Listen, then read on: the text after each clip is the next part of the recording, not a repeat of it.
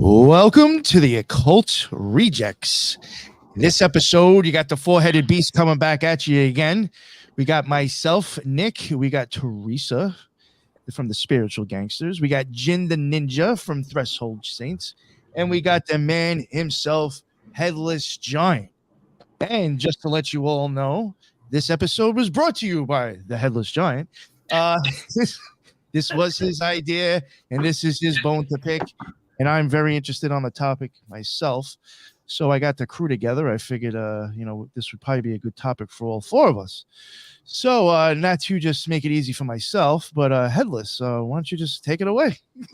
All right. So if we're going to talk about Christian eschatology, I think it's time to talk about some of the uncomfortable factors that revolve around Christianity in general and older Jewish myths. And I think where we need to go first is 272 BC, right?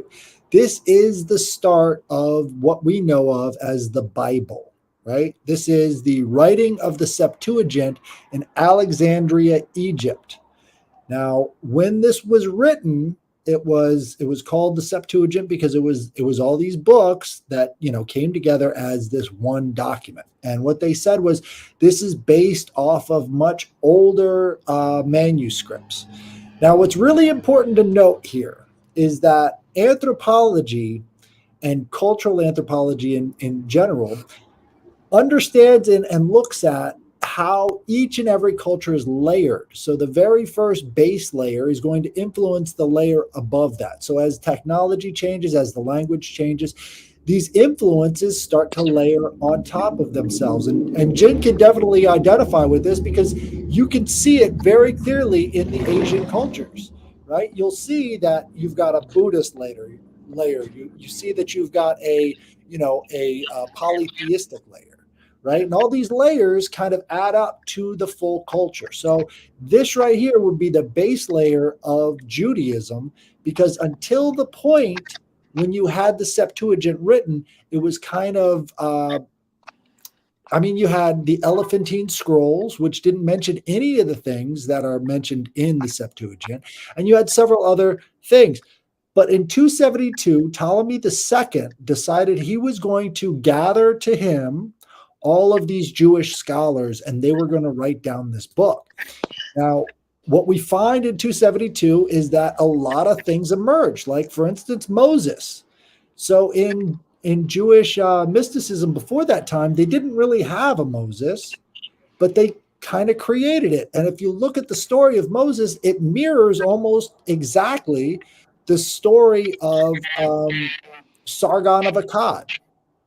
And Sargon of Akkad was found in a reed basket by royalty, and then he became the lawgiver for everybody, right? He became the one who created the Rosetta Stone and all the rest of these things that we found in ancient history that has to do with giving the law, right? And Sargon of Akkad was a pivotal character in that entire historical play. Now, the stories of Sargon of Akkad being picked up in the reed basket in the bulrushes wasn't necessarily true, but it was a very compelling story, and it made him a populist character because he wasn't of this royal caste. He was taken in by the royal caste, and then Akkadian language became dominant as he overcame Samaria. But he had great respect for the Sumerians, so he tried to keep the official bureaucratic language Sumerian.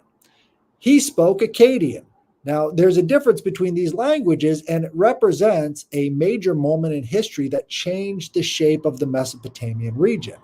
This is why they modeled this character of Moses after Sargon of Akkad, right? Because it was that pivotal of a moment that they wanted to have a character exactly like that, giving the law to the Jewish people. And so it makes sense why they would inject that into the Septuagint. Now, before the Septuagint, there really wasn't any sort of historical accounts of Moses. So they keep trying to look for, the Exodus story in ancient times, but they really can't find a group of people, calling themselves the Jews or something, exiting out of Egypt and going into the Palestinian region, and they've really tried hard to do that. Now, the closest they can get is this guy named Tutmosis, and Tutmosis is not the same character as Moses, but they're like, well, maybe they just embellished a little bit, but that doesn't really add to the historicity of the Bible. Another interesting thing is that it wasn't until the Septuagint that they finally had this sort of cohesive idea of monotheism, right? And so if you look at the Elephantine Scrolls, which was a military outpost of Jewish people in Egypt, in the upper part of Egypt, down by the Nile, they all had many gods, right? And you could see it on display that they had a altar, and they had all these other factors that really didn't jive well with the Bible, right? So they were worshiping other gods and everything else. And so there was only supposed to be one altar for the entire Jewish religion, which is at the temple. But there were lots and lots and lots of these altars scattered about. So it doesn't really match up very well with the archaeological record as to the historicity of the Bible specifically. But it does go to show exactly what the Greek influence is on these myths. So the Greeks had made several gods like Zeusamon. It's a combination of Zeus and Ammon, right? They just combine these things into one so that they can have a cohesive storyline so that they can better control people with narratives, right? So they would do this all over the region, all the places that they would settle. They would start to combine these gods in interesting ways so that the Greek culture can then dominate the other cultures. And the people who knew about this back then, including all of these Hebrew scholars that they took in, were watching this process and understood that if you can create a person's narrative, you can then control that person for the rest of their life. And this, I think, is a very important factor when it comes to understanding the Bible in this regard, because once you can control a population's narrative and how they see themselves and how they relate to the rest of the world, it becomes a simple task of just emphasizing different parts of this narrative to get them to move in a certain way without having to use expensive violence to do so.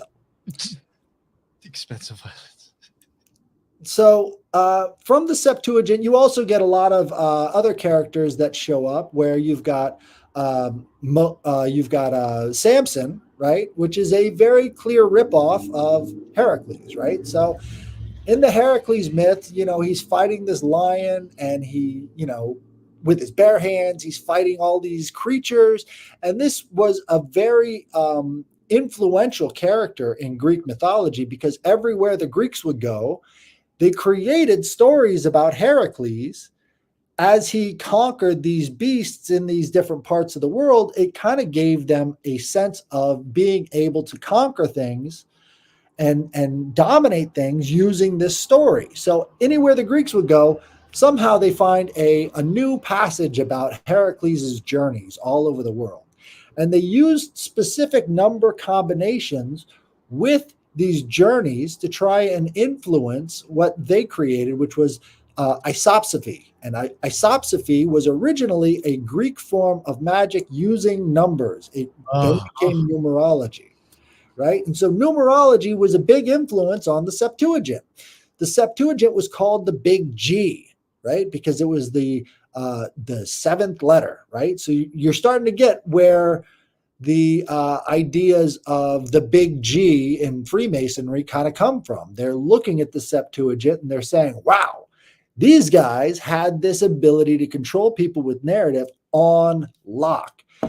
So as we're going through the Septuagint and you're seeing all of these different these characters that were pre-existing the Septuagint in 272 BC, you kind of get the idea that maybe this was a contemporary retelling of the events that went on before that. I'm not saying the Jews didn't exist before that, because clearly they had to have this scholarly work, but they were sent all to different parts of the world, right? They wanted to reconsolidate their own people into their own space and use that as a base of operations to move forward, because At that time that the Septuagint was written, Hebrew language only had about 3,000 words, right? Because they had been decimated to such a degree that now the Hebrew language was mostly ceremonial and it was mostly used for sacrifice and all the rest of the stuff going on at the temple. They wanted to get that back up to a functional language. And the only way that they could think to do that is by using this Koine Greek as a method of creating the narratives and then bringing it all together and then recreating this Hebrew language. We do find Proto-Hebrew in a lot of places in the United States, actually. So you find this Proto-Hebrew all sorts of other places. So I believe personally that there was a lot of contact between the North American continent and the Old World. And if you look at places like Michigan, where they've got these huge pits where they were mining copper, and you understand that the Bronze Age didn't really have the kind of mining capacity to actually have that amount of copper, mixed with zinc to create bronze, or tin to make bronze in Europe and Asia and Africa. They didn't have the mines, but there were mines in North America that have still remained unexplained to this day. It could be one of the reasons why the 10,000 mounds that were excavated are sitting in a locked vault inside the University of Michigan, and nobody's really allowed to go in there and examine all of these artifacts from these mounds, right? They're just keeping it unlocked because why do you need to look at that? Why do you need to know about this history? We've given you the history that you're supposed to believe in, and we don't need to talk about things like North American contact prior to, the invasion, now that it's been recharacterized as an invasion instead of just like a continuation. Well, we'll go with that narrative instead. So society in general is all about narrative control. So in the Old Testament, we get several references to this Moshiach, or this Messiah character coming in the future to save the Jews, right? So there is a continuity between the Old and New Testaments in terms of how they prophesied their coming Messiah to be. Right. So you've got in Ecclesiastes, they say that 2/3 of the Jewish population have to be wiped out for Moshiach to return. And what's interesting, my dad, who's a pastor, he was over in Israel in the 1970s, and he was talking with a rabbi who said, you have to think about it from our perspective. There's 2/3 of global Jewry was wiped out in the Holocaust, which is why they've chosen the number 6 million to represent that 2/3 of Judaism that was wiped out in the Holocaust. Because in their minds, as long as they can keep repeating the same numbers that are in the Old Testament and all the rest of this eschatology, they can manufacture their Moshiach. They can get it and have it. And this is where we find ourselves today with Christian eschatology, because as we can see, we've all adopted this new form of Judaism in the West, right? Which talks about this character Jesus, and this character Jesus has the same sort of Moshiach qualities that were rejected by the Jews, but there's more to it than that, right? There's more to it than that. So we think, from the Christian background, we think, well, this guy came, he's the propitiation. He gave us, the cleansing of our sins and everything else. And so we don't need to worry about coming end times because we've already been redeemed. So if it comes, it comes, and we don't have to do anything about it because God is in control, and we don't really need to be in control of our own destinies at this point. I think my camera went off. Are you guys? No, you're good. You're good. You're good. So we don't really need to worry about our own destinies. We've got God on our side. And so you've got over and over and over again in history, these different cults that would come up and say, Jesus is coming April 24th, 1775 or whatever, right? And then immediately they go into passivity mode and they start doing things that seem out of place. They start selling off their goods. They start, going into a mode which is not conducive for future flourishing, right? So a great example of this is in the 1840s, you've got these Millerites. And the Millerites were following this pastor who said, Jesus is coming back. I've got it on great authority. All you need to do is sell off all of your goods, and he'll be back by the end of this decade, right? And so they did, and he didn't come back. And so they had to figure out what the future had in store for them, because they had a story which caused them to go into this passive mode. And it's sort of codependence on the narratives that they've been fed their whole lives. And so Christianity ends up becoming this method of population control, because again, Christianity is the world's first globalist religion. It go into all the world and preach the gospel, right? And what they did is they inverted a lot of the symbols that came before it, right? So you've got the inversions of symbols, and then you've got the globalist nature of the thing. And if you take all of these in perspective, it's not a pretty picture. It's not a pretty picture, but it becomes a very effective tool for population control. And unfortunately, I think we're finding ourselves in that very same position today, where now all the prophecies are coming true and all of the old gods are coming back, right? That's the one thing that the Christians and the Jews fear the most, is that the old gods are returning and they are going to destroy this planet, and we're going to go into tribulation and all the rest of this stuff.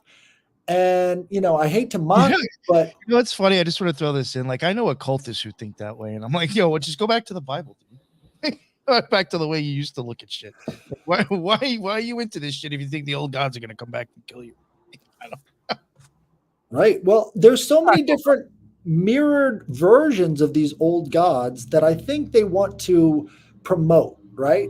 So you can't have this sort of supreme deity without having the drama of the evil deity, right? And so you always have to have this interplay between the good and the evil to kind of push people in a certain direction.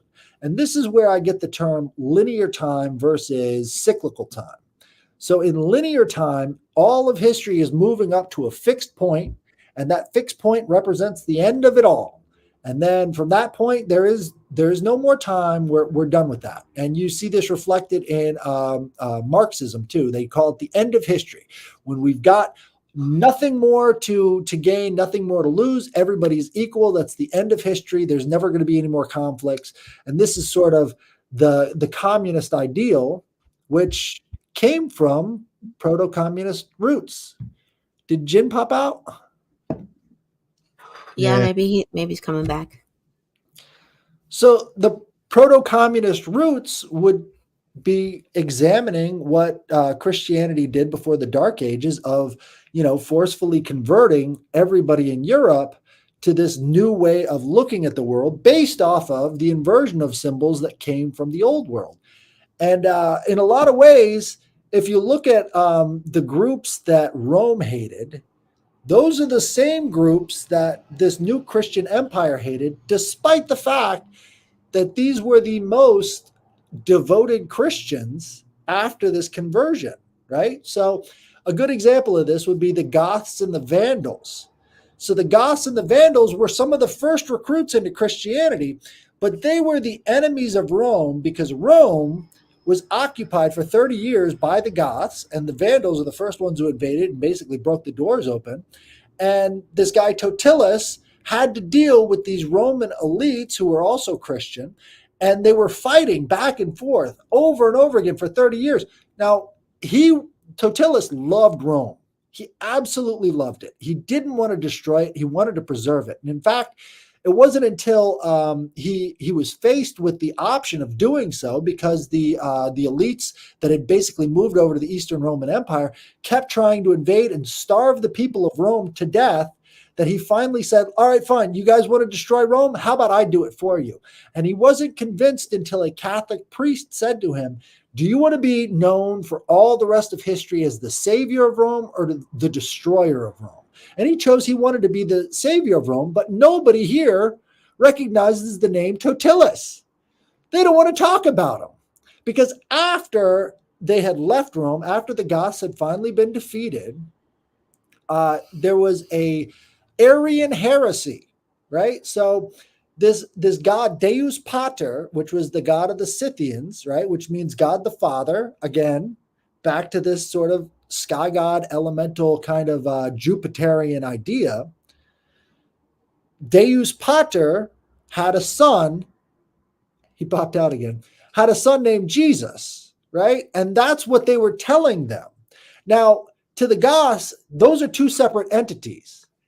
Jesus and God the Father are two separate entities. Well, Arius, the guy who came to the Goths and the Vandals and told them that, God the Father had a son, and that son came to save the world. These Arian heresies said that all of the people who had converted under the idea that God the Father and God the Son were separate were now heretics, and they had to give up all of their gold to the Vatican and to the Eastern Roman Empire, or else be killed, be beheaded, right? Now, if you think about it, this is a very, very tiny theological problem that they elevated to a status of death sentence based off of the fact that they didn't like these guys already, right? And it only took about 10 or 20 years after they had all converted to Christianity to now declare them heretics and go in there and steal their gold. I see that happening over and over again throughout history. Now, you have to understand the Frankists were accepted into the Catholic Church, right? They were accepted into the Catholic Church because you've got to have the dichotomy between good and evil to produce the drama you need to rule. And, this goes back into the Bacchus story again, and why the Bacchus story or Dionysus is so closely related to Jesus myth, because Bacchus is twofold. He was born twice, right? Once after he died, and he came back after he'd been ripped to pieces, right? That twofold nature in him is why he is the god of drama, right? You've seen the mask that's smiling and the mask that's frowning. Yeah. That's a Dionysian symbol, because you have to have that dichotomy between the two so that you can create the drama. Now, church for the Greeks, the people who wrote the Septuagint, was the theater, right? So when we go to the theater and watch these movies, what we're really doing is engaging in the ancient church practices of the Greeks. And what they're doing by introducing you to these things, these ideas that have a dichotomy, is they're producing in your mind the type of drama they want to use to produce something of value. And I think that's why it's appropriate that he's wearing his mask today. Yo, for sure. But let's just interject for a quick second. Like, you're saying that the Romans had the same enemy as the church? What were you saying? So in 550, when Rome fell, right, they fell to the Christian Goths. Right. Okay. But prior to that, the Romans did hate the Christians for a very long time and executed a lot of them. It wasn't until they saw the actual value, because the Romans were apologists for the Septuagint. They said, no, what really happened in Alexandria is 72 priests came from the Hebrews to get together, and they perfectly recited the entire Bible together. There you go. They perfectly recited the entire Bible, and they did it without missing a single word. So that's how we know it's the word of God. So what they decided was that in the time of Constantine, that this new way of consolidating all religions into one was superior to their way of governing, which was the polytheism. So they just recognized how these different control styles differed from one another, and they chose the one that was far more centralized, because in polytheism, each town has its own god, each city has its own form of autonomy based off of their belief systems. Now, that can't work under a Roman Empire, and they had been feeling that to a great extent, because one thing that's very common in polytheism that's less common in the monotheism is rebellions. All of these places had rebellions when the powers that be that were trying to run the empire would stomp all over these people. They would rise up against them. But it becomes far harder to do that if you don't have a tribal structure anymore. You only have a church structure, right? Mhm. So the church is centrally managed, and that church is telling them exactly what they need to know, and they can't really organize on a familial or town basis anymore because of the fact that all of that tribalism is now invested into the church, and their belief structures are now put into the box that you control. So you have a lot of rebellions afterwards, but nowhere near as much as Mhm. pre-Christian eras. Does anybody Right. have any questions, comments? Because I want to get into the inversions. There was something I wanted to add that I just thought was interesting. You mentioned the Goths and the Visigoths and stuff. This is a pain in the ass. My headphones are all fucked up. I find something interesting with that, with the Goths. Hold on. These headphones are actually a real pain in the dick. It's supposed to be comfortable. Their artwork of Jesus is very different compared to other people's artwork, the Goths and the Visigoths. And I do find that interesting because, like, I've seen it depicted and seen it like even covered like on like documentary type things. And I mean, they were drawing Jesus with hips and man boobs, like he was very androgynous. And the reason they were going into that is because like they were saying how like they even were saying on the show that they believe that same reason Mary got pushed in areas for ISIS.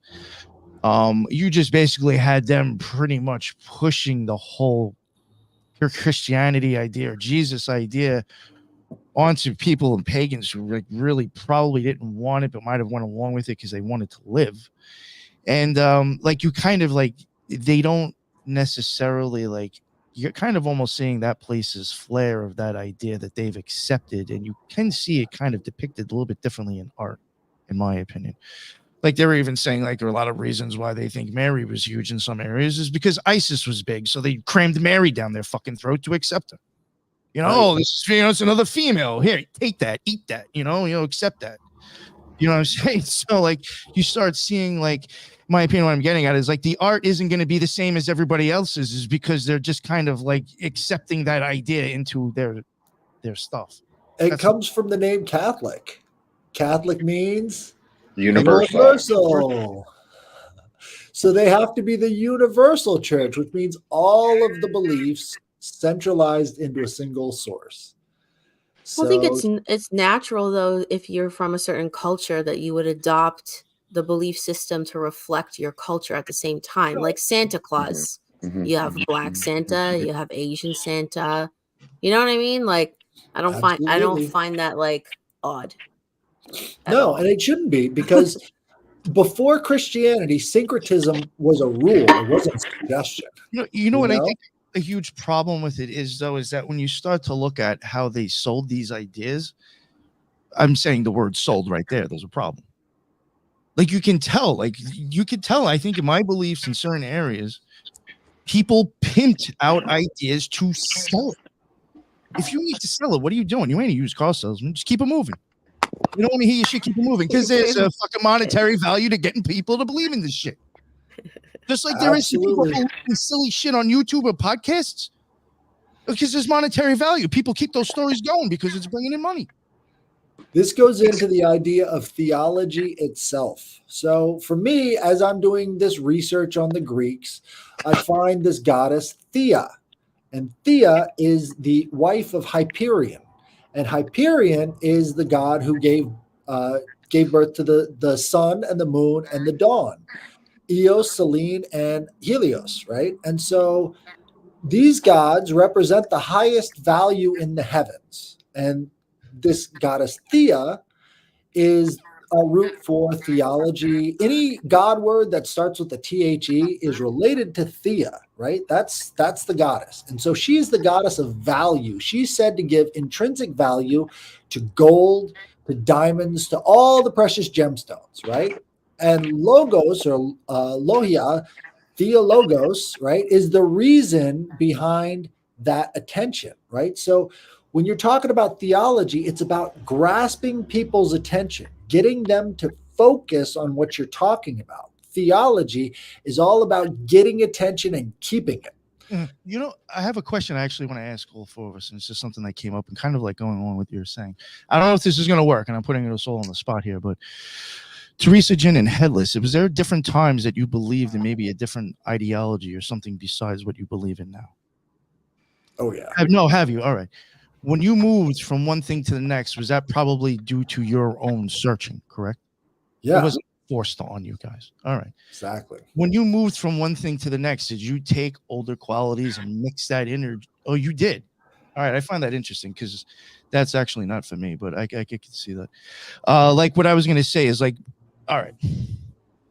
I guess like if I was into Greek mythology and went over into Egyptian mythology and found that more interesting, I'm not going to start taking Greek things that I liked and start saying, well, that's what Thoth is now too. No, Thoth is completely different. If I want to start looking at, you know what I'm saying? Yeah, okay. Did you do that when you switched ideologies? Jin, do you want to go first? You probably see where I'm going. Yeah, I mean, Teresa, if you want to go, I mean, I don't mind. Because people have done that, and like what I'm getting at is that if would you really be bringing similarities over if it's not shoved down your throat? I think for me, so like I was raised Catholic, right? Very traditional. But I always questioned it, right? So I explored a lot of like Eastern philosophies. I got very into yoga, Buddhism. I considered becoming a Buddhist like formally at one point. But for me, I think like I appreciate that because now I see a lot of similarities in other modalities to Christianity, to Catholicism, right? Like I can appreciate that there's hidden messages in like all the religions that are sort of pointing to the same thing. Now, will I ever renounce like my belief in Jesus personally? No. Only because for me, I think there's enough evidence for me to say, okay, no, like there's certain things about Catholicism that I can't deny are untrue for me. That's all. But yeah, well, like but yeah, like explored, Jesus. sure, of course. And then like even when I would practice yoga, like a lot of time there would be like, you know, the Christian influence in my mind. I wasn't full, like I was interested in like learning about different gods, and I've always loved Greek and Roman mythology. I've always been very fascinated by it as well. So I feel like yes, there is something to these other belief systems. You know, there's something to it for sure. I guess what I'm trying to get at, like even with hoodoo or voodoo, and I kind of didn't let Headless or Jen even answer either. I'm sorry, but like it's just I think I'm trying to get at what I'm getting at here. It's like even with hoodoo and voodoo, I'm kind of like getting to the point already without listening to everybody else. But like I'm sure Headless and Jin will even agree with this. A lot of people will practice and they think they're using Archangel Saint Michael, and they're not. They're just doing that so the white man shuts the fuck up and leaves them alone. Right. So again, you look like you might be mingling, but you're not because this shit's shoved down your throat.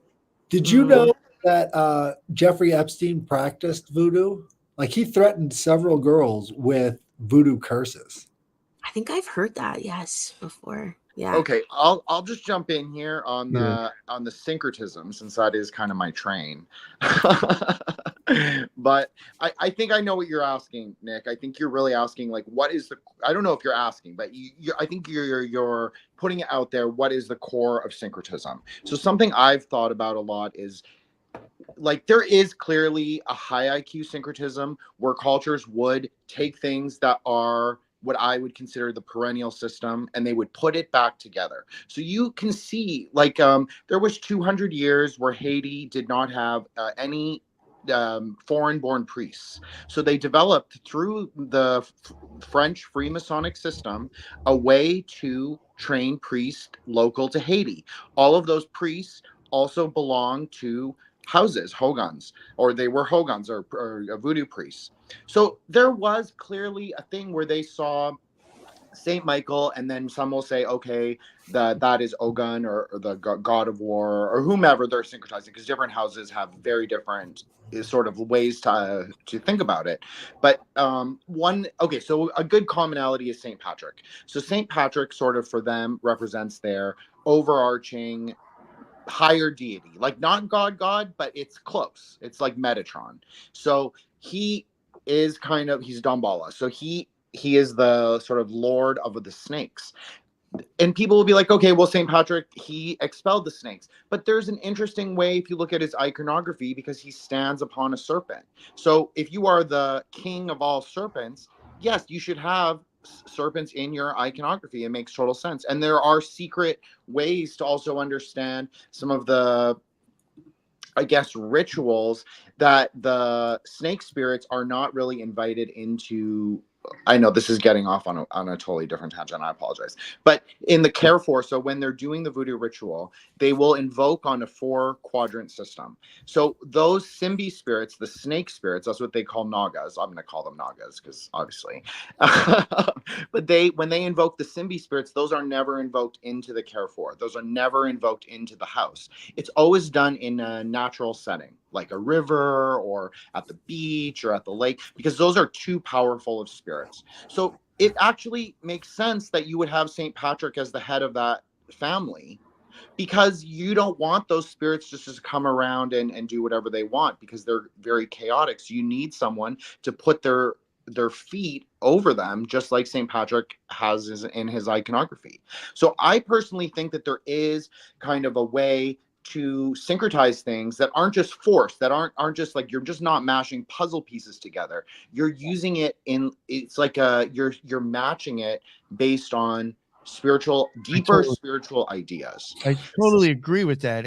But then, like, see, this is something I was going to actually say, and you really nailed it too. I was going to say that, like, if you start being eclectic, it's because you don't think that one actually has the full answer. So you have to start going other places. So then I really can't say that you'd even really be accepting that as the one true answer. And then if it's not being eclectic, in my opinion, it's because it's being forced on you. So either way, it's not actually a true answer, is it? Before you can have a government, you got to have a cult. That's just always the answer. Well, Before you can have a government, you got to have a cult. They'll have their own specific thought, which is every religion is different. This is what I'm trying to get at. It's almost like that you have to be really sold. Because then if you start being eclectic because you're looking for other answers, you're not completely sold on that. You think it has value. I think, though, sometimes, too, it's because, truthfully, you're not educated enough in your own faith system. I can say that's true for myself, like in my own experience. A lot of, like, say, you go to typical, like, Catholic school or whatever, you don't learn shit there. You don't learn shit in church, neither. You have to seek that out for yourself. And that, to me, is, like, the issue that I see, like, when I go to church, or, like, I see it in my kids, like, attending school and stuff. I'm like, what are they even teaching you? Like, no wonder people stray and, like, don't understand, is because I only believe more now because I did my own diving into it. That's when I kind of came, like, full circle, and I was like, holy shit, this is really true. Like, the perfect example would be Christian Greek translations. Because they butcher the philology on purpose because they don't think anybody else is going to know Greek. And it's like, hold on, guys. I think a lot of it is on purpose, honestly, even from the church level. Yeah. So, like, to really not educate people properly in, like, historical fact and, like, anyway, sorry. Totally. No, you're totally right. Because, like, there's even stuff that I've covered on the show before. Me and Lisa have mentioned it plenty of times, numerous times. You have people in the Catholic Church, and the way that they taught stuff, religion was one of 7 things that were put together to make a whole understanding. Yes. Bingo. And when that was going on, shit was on and popping. Yep. No, for real. And then I don't know if these motherfuckers are getting too smart or something. You know what that's called? And I'm not trying to say like the church, but they were onto something at some point. Yeah. Right. You know what that's called? You've got the trivium and the quadrivium. Yeah, both of them put together. That's where you got I wasn't going to get into all that because I didn't know if everybody knew what I was going to say, but I mentioned that on the show when I covered it. Perfect example. It comes straight out of Greece, right? And Greek is the only culture that went from, nothing up to something. Everybody else at that time period were living on top of the ruins of these ancient civilizations. But Greece was the only one that elevated itself out of that sort of worship of the past, and they started creating new things that people had never seen before. That's I think is really significant, and that was their style of education. And anytime they want a society to grow, they introduce those styles of education and the one-on-one mentorship that creates these people, these great people. But when they want societies to fall, they take that education and slash it down to nothing. And you look at the education system today, that's Yes. exactly what you get. Exactly. Yes. Like to your point, Headless, like, that's exactly what's happening, I think, in religion too. And like, okay, I'm just gonna use this example No, what you from identify with is people's religions nowadays. yeah, well, yeah, and then like people, you just get rule followers then, without being true believers. Like for example, when my youngest son just made his first communion not long ago, last year or whatever. None of the parents in that room, when we had to go to like parent meetings and stuff, they don't know why they're there. They're just doing it because, oh, I have to please my parents. It's tradition. It's our culture. It's whatever. And I'm like if you don't know or believe that your child is gonna receive like the body of Christ, like why are you here? Why are you wasting your time? If you don't believe, like why are you here?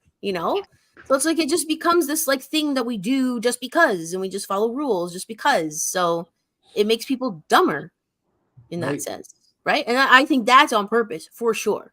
I totally agree with that, Teresa. I mean, as you know, I also grew up Catholic, and I think obviously my dad does come from a very syncretic, to speak to the earlier point, culture, and he himself practices Kabatinan, which is like a syncretic Javanese religion. It's not quite anything. It's kind of a mixture of different things. So I think this is a really interesting idea that people are not taught at face value the inner or secret. If you're giving it like a 3-layered, like a trivium, like a inner outer secret, like a tantric dialectic, you're not giving them the inner or secret layers as an initiate or as an acolyte or whatever. It's first level. So you're not It's a giving it glass to those ceiling. people. But that's the same with Dharma. I mean, you have to work there. You have to prove that you are there to be serious, to use the practices for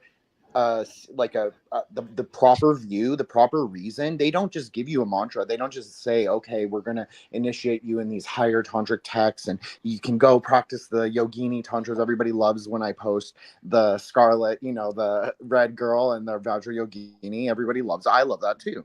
But you're not going to get that. You have to sort of prove yourself. You have to sort of say, like, I'm serious. I'm going to do this. I'm going to practice it seriously. And it takes a long time, and it's a lot of sacrifice, and it's a lot of hard work. And I think this is exactly part of what Catholicism has lost, is that, like, if you look at our grandparents, Teresa, I think they were a lot more knowledgeable on theology, a lot more knowledgeable on like dogma of the dogma of the church, and just general rules. And I think, to go back to Headless's point on theology, well, this interestingly came up the last time, is like, where did this idea of theology develop? Because there is this kind of division between philosophy of religion versus theology. Theology really is different than philosophy of religion, because philosophy of religion originally, like when we're talking like Zoroastrian times in Iran, or which was also a global religion, as was Manichaeism, from France all the way to China. And the Nestorian and Manichaean Christians had churches in China until the 1600s. So it is interesting to note. But it was really about the ritual performance. So the Zoroastrian priests were practitioners of philosophy of religion simply by doing the rituals. But people who were interested in theology, into this Aristotelian Greek idea, they were interested in this idea of dialectics and dividing God into the 4 quadrants: time, space, dark, and light. So I think that's where, this is just my opinion, and this goes it pushes a little against what Headless is saying, but I don't think it's necessarily opposed. I just think when you start doing that, and then you take that dialectical thinking and you apply it to ritual practices, then you create transgression. Because if you're saying that God is only good, so Zoroastrianism believes that God is only good, But then you say, oh, well, maybe God isn't only good. Maybe God is in this lower quality. Maybe God is in these multiple lower qualities. Maybe God is in multiple beings, instead of saying, and then you practice that. You practice that as a temple ritual. In some ways of thinking, you create like a tulpa, or like a thought form, or like, what, that is the transgression. The transgression is to take theology and to apply it then to philosophy of religion. Mm. Well, to make a point on that, if you have unacknowledged sort of evil that we could accept, maybe there is some kind of divine in the lower realms. If you've got unacknowledged forms of evil that you don't know how to deal with, then it becomes a much harder situation for the rest of society. And I think this is why we're seeing kind of the uptick in demons, is because they're all associated with that religion. Like, that's part of the Abrahamic religion that's just not really talked about. But it's increasing. We could see that in the rates of, schizophrenia and all the rest of these diseases that are just expanding by the day. I mean, look at dementia. That seems a lot like a demonic kind of a issuance. Well, we have all these unacknowledged demons that are crawling around all over us, and we can't really get past it because we don't acknowledge this stuff. Yeah. Well, one thing too that was really helpful for me was actually listening to a lot of like exorcist talk. And I learned so much from just finding like their stuff on YouTube or whatever. And I was like, why is my faith not taught like this? And like, to what you were saying before, you think like that, Catholicism, as an example, has been diluted a lot. And I think that's why you see a rise in people seeking out like the Latin Mass, for example, the pre-Vatican II ways. Like, my parents went to school. They were taught the catechism in school. Like, we don't know any of that stuff. Well, I started looking into it now myself, but I just wanted to pop in real quick. So yeah. I listened to the they're called the Blurry Creatures podcast. I don't know if you like them. I like them a lot. Yeah. Okay, so they had an episode where they were talking about like these elder gods, and this guy brought up the oath to Asclepius, which they call the Hippocratic Oath. Okay. Right? And he's like, doctors don't even take the Hippocratic Oath anymore, and it's like it's all part of this Nephilim system. And I'm like, wait a second. So the oath to Asclepius, one of the Nephilim, is both wanted and unwanted at the very same time. It's like, wait a second, guys. So you're calling these elemental forces that influence Christianity evil and good at the exact same time. Oh, that's a little bit weird. Well, obviously, because he didn't read the Hippocratic Oath and he's just going off of the script, because the very first thing in there is the oath to Asclepius, the healer god. So what I'm trying to say is in ancient Greece, they had exorcisms as well. And in fact, the entire biblical version of exorcism came from the Greeks, and they had their own medicine that was then reflected in the Bible, and people don't even know what they're looking at anymore. Like the baptism of John the Baptist, right, where he baptizes Christ, took place at an Asclepian, right? So this was the place where people would go for healing. That was like the ancient hospital. And so you've got this healer Jesus taking a bath at the Asclepian, which is part of the healing process.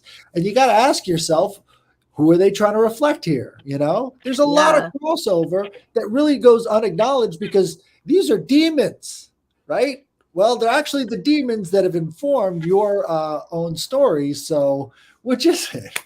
Well, the demons were once upon a time angels as well. 100%. Right? So, yeah. And like, like the fallen angels, let's say. They were one time angelic. Right, but the fallen angels would be the Greek gods. That's what they inverted the entire symbolism. Just to push back a little, Headless, this is something I've heard a lot of neo-pagans say, is that the saints and angels or the demons or goetic spirits, they are just based on pagan gods. That's not true. You could go through the list. I'll go through them with you right now. That's not true. You can find, there are saints that have been cut off the rolls of the Catholic Church. Totally fair. And maybe not based on historical personages, but in general, You can trace back all the angels and goetic spirits to the original Jewish angelologies, and they are not based on Greek gods. Simply because if you understand it in the way Teresa's saying it, which is the correct way, it's one system. It's a unified system. So there's a celestial and a chthonic. And the point of the Solomonic keys, okay, we'll say, so the greater and the lesser keys is to work together in a system. You're supposed to do both exercises at the same time. So then you gain control over the goetic spirits using the names of the angels, which you've already accomplished. That's the idea. It's supposed to be like a unification of the above and the below. It's not distinct. And I agree. I know you agree. I just want to say that, the entire symbolism of Christ in the Old Testament starts with Moses holding up the staff that has the snake wrapped around it, which is the symbol of Asclepius. So they're showing you the crucifixion of the serpent there, and then that later on takes place with Christ on the cross, and he's also baptized at an Asclepian. So I think those are a pretty strong association that they were just using this idea of this healer god, which had a tragic backstory, as this sort of setup for other stories to be built on top of it. Set up for other stories. Yes, I like what you said there, Headless. Exactly. I think, upon reading the Bible more myself, I realized that it's almost like, okay, if you believe the Bible is true, let's just preface with that. But it's almost like God had to take us like these little steps at a time. So if you have the serpent on the rod, that's number one, and then Christ comes later to supersede that. That's it's like right. in baby steps. It's like he can't just give it all at once and he's like, bam, you saved. That's not how it goes. It's it has to be in these little baby steps, and then maybe Christ entering the river at the place where you said, sorry if I can't pronounce the name. Oh, Asclepius. Yes, there we go. It's almost yes, it is a healer god, but then also he's the ultimate healer, so he's superseding that. When I think of the Nephilim and the fallen angels, it's a move and a counter move, a move and a counter move, and it's God allows it, and he's cool. Now I'm gonna go in the river, bam, and then it's okay, you want to make giants, cool. I'm gonna wipe you out with a flood. Oh, you want to do this in Egypt, cool. I send 10 plagues. It's always these chess moves the whole time. We just talked about on Contemporary Problems earlier, the grid games. It's literally these grid games amongst the gods, and then ultimate father god is that's cool. Boom, I flick you. Do you know how the Asclepian would do the healing process? No, inform me. Okay, so you would go into the Asclepian and you would sleep in the temple. This is why we got the term sleep in from. Okay. And you would have visions of Asclepian telling you how you can heal yourself. So it was a lot like Edgar Cayce, right? And so this method was actually highly revered in the ancient systems, and it cured so many people. That's why they went to the Asclepian. What happened to the Asclepian? I don't know. It's gone. They don't use that method anymore. The closest we have today of that kind of thing is doing a sleep study. But a sleep study is kind of part of the process that they were going for here. So they had pretty advanced methods of curing diseases using psychic abilities as the backdrop of doing no harm, which is why the Hippocratic Oath was so important. That was their way of doing medicine. You look at our medical system today, and it's the complete inversion. They do as much harm as they want to. True. So if we had that information about how the gods taught humans to do things like medicine, we wouldn't be in the same situation we are today, and we'd be a lot healthier. I think that's something important to keep in mind, is all of this information is flattening. They're trying to flatten our heads. And that started a long time ago with the conversion to Christianity. That's why we had the Dark Ages. It's a flattening of consciousness, unfortunately. But, you got that glass ceiling and you're not allowed to go above it. Yeah, I can totally understand that. And I think what Nick was saying and what he's done with Lisa in the past of studying the early Christian mystics and stuff, it's where did it go wrong?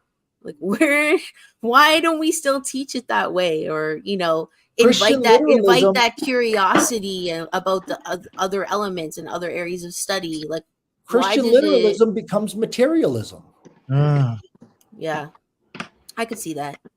Some of those people that we've covered, I'd be grateful if I understood half of what those Right? people are fucking geniuses. And we're very enlightened, I think. They truly had experiences with God, I think. Right. Which is why they shifted the name of God in the New Testament to having the Yeshua, because this was a mystical interpretation of that Yahweh becoming something else. And Jin, you can back me up on this. That was like the alchemical way of Christian mysticism. And I know that's, a very powerful system. Mm-hmm. Oh, Maybe sorry. I have I've got like a million trains of thought. I did want to bring up something because I see Lisa is in the chat, and her and I have discussed this in DM about this idea of the curandero, and I know she brought it up earlier in the comments. And so that's how I think of Jesus in my own way. I'm not a Christian, I'm the first to say it, but and I love Dharma. I will probably die. I will definitely die a Buddhist or a follower of Dharma, whatever you want to call it. But that's my choice, and I fully accept that has both positive and negative qualities, right? But anyways, I will say that I see like what Teresa's saying, like Jesus is coming through. He's a curandero of the curanderos. He is the Saint Cyprian of the, he's the Magi of the Magi's. He is the, I know we're saying that, or perhaps Headless is saying that Moses is a mythical or semi-mythical or pseudo-mythical character. Totally okay. I'm okay with that. I personally think that it's a real lineage. I personally see a sort of continuity there, and from the Old Testament into the New Testament, and the New Testament would never really have happened without the Judeo-Hellenic sort of, that whole region of Turkey. It was so integral, that sort of Kabbalistic thinking, that even to the Greek magical papyri, like why they're so syncretic, why you have the invocations to, yes, the Olympics, but then you have invocations to the angels, and you have invocations to Yehovah, and you have the 72 names of God in those magical papyri, because they understood that it is just part of a system. And like Nick said, it's because it's not exactly true. And this is something where I think Buddhism is really strong, is that we have the idea of subjective truth and then objective truth. Objective truth is not something you can really ever describe. It's like the name of God. It will make your ears bleed and your eyes like melt, like in Indiana Jones. That's the name of God. That's really what happens. But there are ways that humans can utilize them, manipulate certain things that we can say, like sounds that we can make. So that's kind of the idea. So I see Jesus as like emerging in a system. We can say that the Gnostics there were so many different kinds of Gnostics, there were so many different groups, and some of them probably were committing very, very transgressive actions. I'm not putting a negative quality on. I'm not even saying demonic. I'm just saying that compared to the morality of the other people living around, a lot of the Gnostic and a lot of the pagan behaviors would not have been acceptable. Because you have to think, like, Headless, this is the truth, in Himalayan sort of polytheism, if that's the word we're going to use, it's not usually the word I describe it, but yeah, I'll use that, is that a lot of them did practice blood sacrifice. A lot of them did practice human sacrifice. A lot of them do things that are very antinomian and transgressive in order to sort of this anti-cosmic idea of bringing about the end of the world. And that's also a very anti-cosmic sort of Satanist idea as well. And I'm not using Satanist in the mainstream idea. I'm using it more in the occult idea. So I think there's all these layers where I think the path is the path, and you either follow it to the end or you get lost amongst. We have that too. They're called neocons. Neocons? Yeah, we have the same cult. They're called neocons, and they direct all of the Christian masses into these wars of aggression. They're like the dark priests. Something I want to kind of bring up that Jim was going on. He mentioned it. I think it might have been kind of Lisa had met in chat, said something in chat, and he was kind of getting towards this. And something with the Bible too, because I guess I would assume if we're talking about Christian eschatology, I mean, that's going to be talking about the Bible regardless, to a sense. Now, when I was talking about before with the Catholic Church, when I think there was different times, like, Hildegard was a lot earlier, ahead of her times. There was other people, but there was a time around the 14th, I'd probably say 1600s. There was a lot of advancements being made and stuff that I've covered on the show. And the interesting thing about this, and this is where I think could even be an issue if you're taking the whole book, the Old Testament and the New Testament, and putting it together, and you're expecting to understand that whole thing. This is where I think that could be an issue. But like where I'm going with this is that, believe it or not, when all those advancements were happening in the Catholic Church, do you know what they were using into their teachings to make these advancements? I'll give you guys a guess. Any of you, if you want to take a guess. It's right there. It's blood. I mean, every Kabbalah. time. Oh, well, that too. They Yeah. know they literally were introducing Kabbalah, and they were even saying in the church themselves, you're not going to understand this whole book unless you use this as well, because even the Old Testament is based on it. Yeah, 100%. So, This is like, exactly true.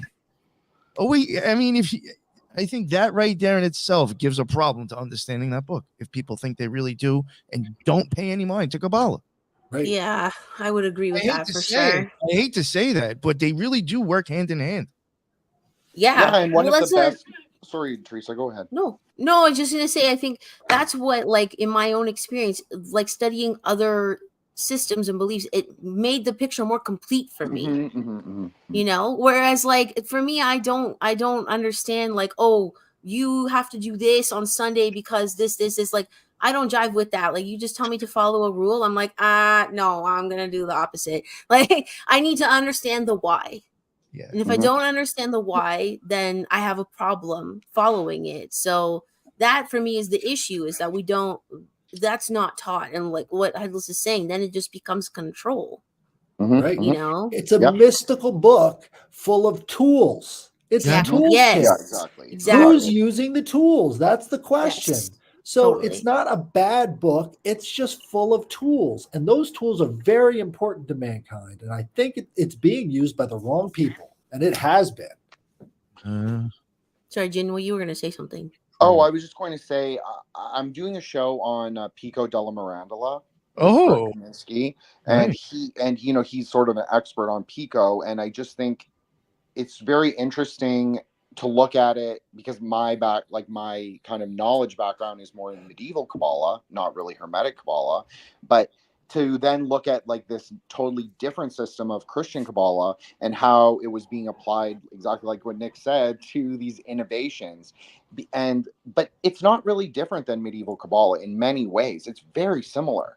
It just places emphasis, and I think a lot of systems do this. I think it places emphasis on different things, but it doesn't necessarily discard or negate the things that are important in the other systems. It just has its own view, its own focus. Well, let me ask you a question. Were there any conversos from the Jewish form of Kabbalah over to the Christian form of Kabbalah? Like people who had converted. Do you know of any? Could you say that again, Headless, too? I want to hear what you asked. Were there any converted from Jewish Kabbalah over to Christian Kabbalah? Because I think that was probably one of the main goals of creating Christian Kabbalah, is so that they could convert a lot of the Jewish intellectuals. From what I understand of like the two texts that I've been looking at, is that the conversos did not play a big role in that sort of that time that Nick is referring to, that early 1600s period. It was there now to answer your question, Headless, in like the full honesty. Yes, there were conversos in about the 11th to 12th century. You see this with St. Augustine of Hippo. I forgot what his sect was.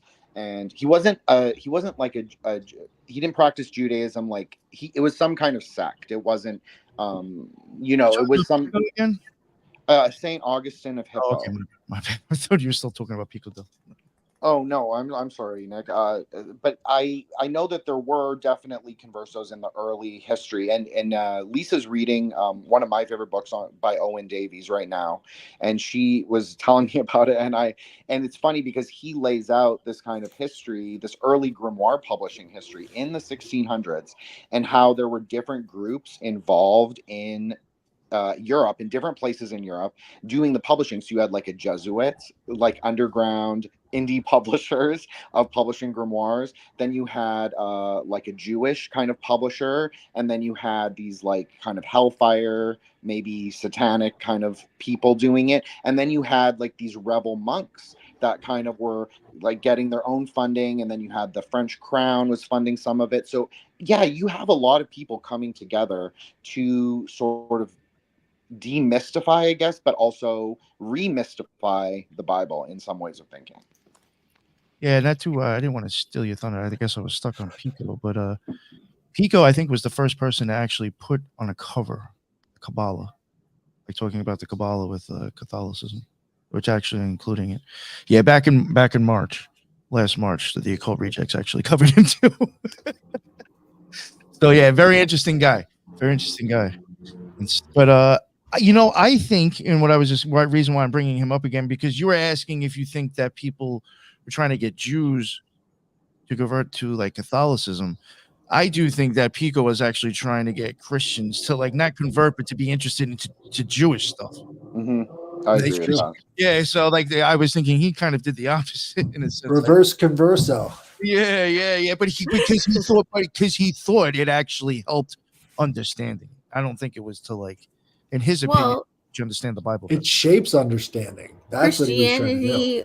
Christianity in general is the fulfillment of Judaism. So why shouldn't you understand? Right? Exactly. Like you should want to understand like the Kabbalah and the Jewish traditions that came before, because that's the fulfillment of it.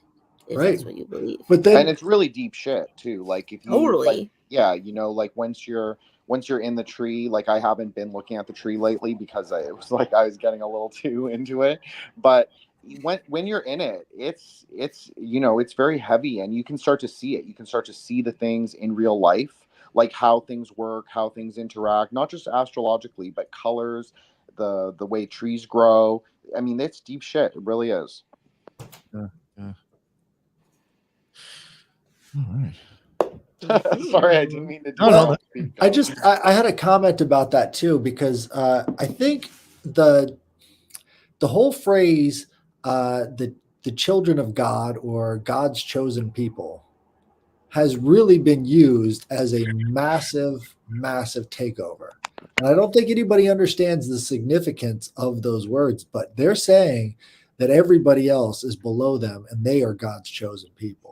And we've just been going along with it this whole time because it says so in the book. And what ends up happening because of it is all of the defenses and all the rationality goes down, and really bad things start taking over because our education system has been under attack for over 100 years. You know what, Headless? I think that whole like, unfortunately, and let's say maybe somehow it wasn't meant to be like that and it got mistaken or misworded or whatever, but that whole thinking, in my opinion, really trickles down. Even if people aren't religious, I'm sure somehow that ideology trickles down into like politics. Big time. What conspiracies you even believe in? Yeah, right? Yo, it's just like me believing this means I'm automatically better than you. If you hear your whole life that if you curse Israel, you will be cursed, and if you bless Israel, you will be blessed on a daily basis, that's going to change your thinking. Okay, so Headless, this is a thing I didn't know about that attitude in Christianity till like a few years ago. I'm just saying, I had never even heard of the rapture till 2020. I grew up in those churches. What? Yeah, like I can totally understand. Like, okay, not to like sell Catholicism on people. That's not what I'm doing. But like, we don't, and that's not in my experience whatsoever. No, I honestly have to say, I think it's way more mystical than like Protestant Christianity that's very like Bible thumping and like these are the rules and like if you like I'm just like whoa, like this is a whole other thing I never even knew about. Yeah, it's like the drilling the rapture into people, the support for Israel. I'm like, huh? Like It's like a dial. Even as messed up as Pope Francis is, when Israel Hamas started, he was like just praying for world peace.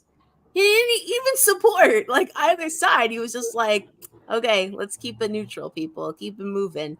Like that to me, yes, that's a whole political play and definitely used on the American people. I want to say it's more American than in Canada, I think. I would agree with you there. But Yeah. that's the thing, though. Maybe it always has been, you know? Because it's like a dial. Maybe. You turn up the literalism, and then everybody's thinking starts to go into this sort of materialistic prophecy mode. And they start thinking about how we can start fulfilling the prophecy. And anytime they want to, they can just dial it up or dial it back. And you see the same patterns emerging throughout Europe. You know, you've got these witch trials and everything else. The world's coming to an end. We got to get rid of these witches and all the rest of this other stuff that comes along with that kind of eschatological thinking. And it's not a pretty picture. Well, on the point about the witch burnings, there's something really interesting to note about that. The early witch trials were run by the Dominicans, who were actually rooting out real of human sacrifice, of animal sacrifice, of transgressive ritual. So that was like a real thing. It wasn't just like these, you know, it got re-narrativized by like these 20th century feminists later on. And I'm not like, I don't have a problem with women. I just want to say that it's not me. I'm not slagging all women. I'm just saying that feminism probably wasn't the right frame, or feminist Marxism, to look at the witch trials. So part of the witch trials was definitely real. And then in the later witch trials, they became run by the Jesuits, and the Jesuits were interestingly really interested in who was publishing the books, as I mentioned, because they were also running several underground publishers. So a lot, if you look, and there's Owen, I'm not trying to shout him out because I find him to be very libtard, but Owen Davies also wrote a book on. I was thinking about asking him to come on, so maybe I should hold off on that. I'm sorry, Nick. I apologize. No, come on. No, thank you. No, I mean, listen. I mean, as long as if he sticks to the topic, I can care less. But he wrote. It's a great book. So he breaks down the numbers per country, and he breaks down like who exactly it was, instead of just like having it out in the mythos in the Margaret Mead book from the early 1900s or whatever. She wrote the witches, I forgot what it is, Drawing Down the Moon or whatever. Yep.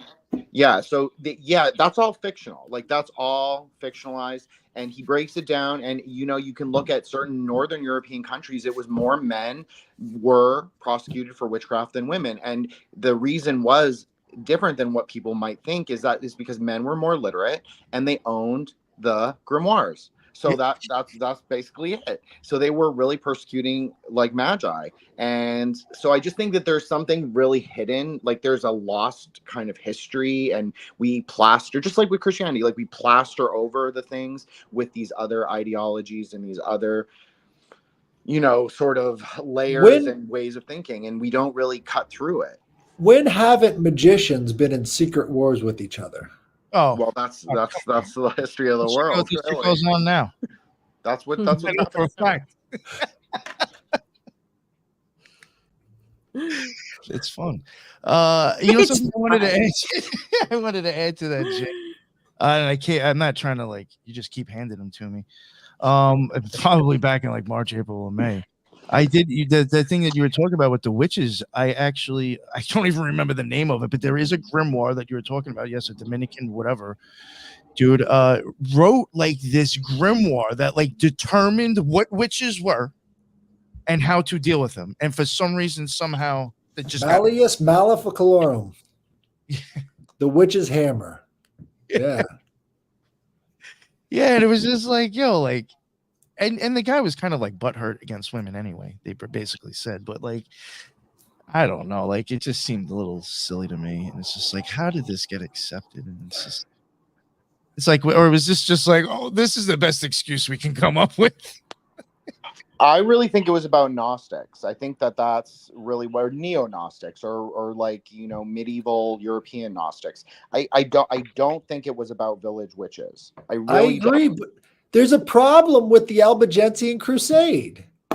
They can't find anybody who actually had any of these documents prior to being accused of it by the Catholic Church. And they were all admitting to it under torture because the last group of people that the Catholics wiped out was the Gnostics. And so they had to go fall back on some form of theology to justify the Albigensian Crusade and the crushing of these people. So they called them Gnostics. But I don't think they really were. That was a very ancient religion by the time the Catholic Church brought it to the southern part of France. Well, just to push back on that, there is the St. Roche, Mary Magdalene, and Black Madonna churches that still exist all over southern France and Occitanian-speaking Spain. So I think that was after. That was after yes, the Albigensian. But we're talking about the 1100s, right? So we have to like go to the material history. We're not talking about like the ancient Gnostics. We're talking about like these kind of Cathar things, and we know that there were Cathar castles. We know there was like a Cathar history, and we know that they were very anti-world, like they were very anti-cosmic, as they would have called themselves. They were about performing the transgression in the real world to undermine what I always call daddy God issues. Like they were just like, we don't like daddy God, so we're going to, do the bad thing, and then he's going to come in and destroy the world, and then we'll be free of this demiurge, archon, You see it whatever. today. What they're doing with the AI and all the rest of this transhumanism, it's a reflection of that very system. It's like ultimate transgressiveness. Yeah, 100%. I mean, AI is definitely part of it. It's part of their their system of, it's a demiurge. That's the demiurge, is the AI. Like that you want to talk about what the demiurge really is. It's like a agglomeration of hosts, just not maybe heavenly hosts, maybe a different kind. That's why you need the drama. Do you ever think that some of those, not to go back to it, even though it kind of was a little bit off the topic, well, and I guess not, but even like the witch trials, you ever think some of those, I mean, I think especially in Salem at one point, even talking to Ron, because he did have family that was actually involved in that shit, he said at one point he thinks it was just about properties too. Yeah. Like I do think like at one point, like you could have used that to, I mean, listen, if COVID would have gotten a little bit crazier, the vaccination gotten a little crazier, it would have been the same thing as the witch trials with certain types of people, possibly. Totally. It's the lesson of Pandora. Once you open that box, write this up and say that's them, so we can fucking round them up like Nazis. Right. Well, it's like Pandora. Once you open the box, you can't put it back inside. And back then, that was the deal. You had this idea of folie à trois, where entire cultures would basically lose their mind for a long period of time until coming to their senses after all the fires had been put out. But that's like part of the fanaticism of Bacchus. Bacchus is the fanatic god. And when you shove that into your system, you're going to create fanatics. Yeah, you know, Ron even told me, he said in his family, he said, you will see both different sides of the Salem witch trials, the people fucking making the accusations and the people getting fucked, marrying. Why are they marrying? Right. There's something deeper to that story than what was really going on out there. I think this is really interesting, Nick, and I'll just add this, is that who popularized the witch trials in contemporary culture? Arthur Miller, who was a communist. And so you can see them using these kinds of sort of, yeah, it is. And they're doing these. It's like a struggle session, right? Like that's really what like the Scarlet Letter. That's really what it's about. It's about a struggle session. It's like very Maoist. And so they would have struggle sessions in this sola scriptura Puritan court where any deviation from the norm was going to be transgressive, but then it was really about accusing your neighbor to get their land. So it didn't have any material basis. So it was just all hysterical. Think about the iconoclasm of the 500s. The iconoclasm of the 500s is a perfect example. They started attacking statues and they wanted to take down all of these temples, and they started burning all these villages that had anything to do with these gods. It was the same kind of struggle session. It's been the same kind of struggle session since the beginning.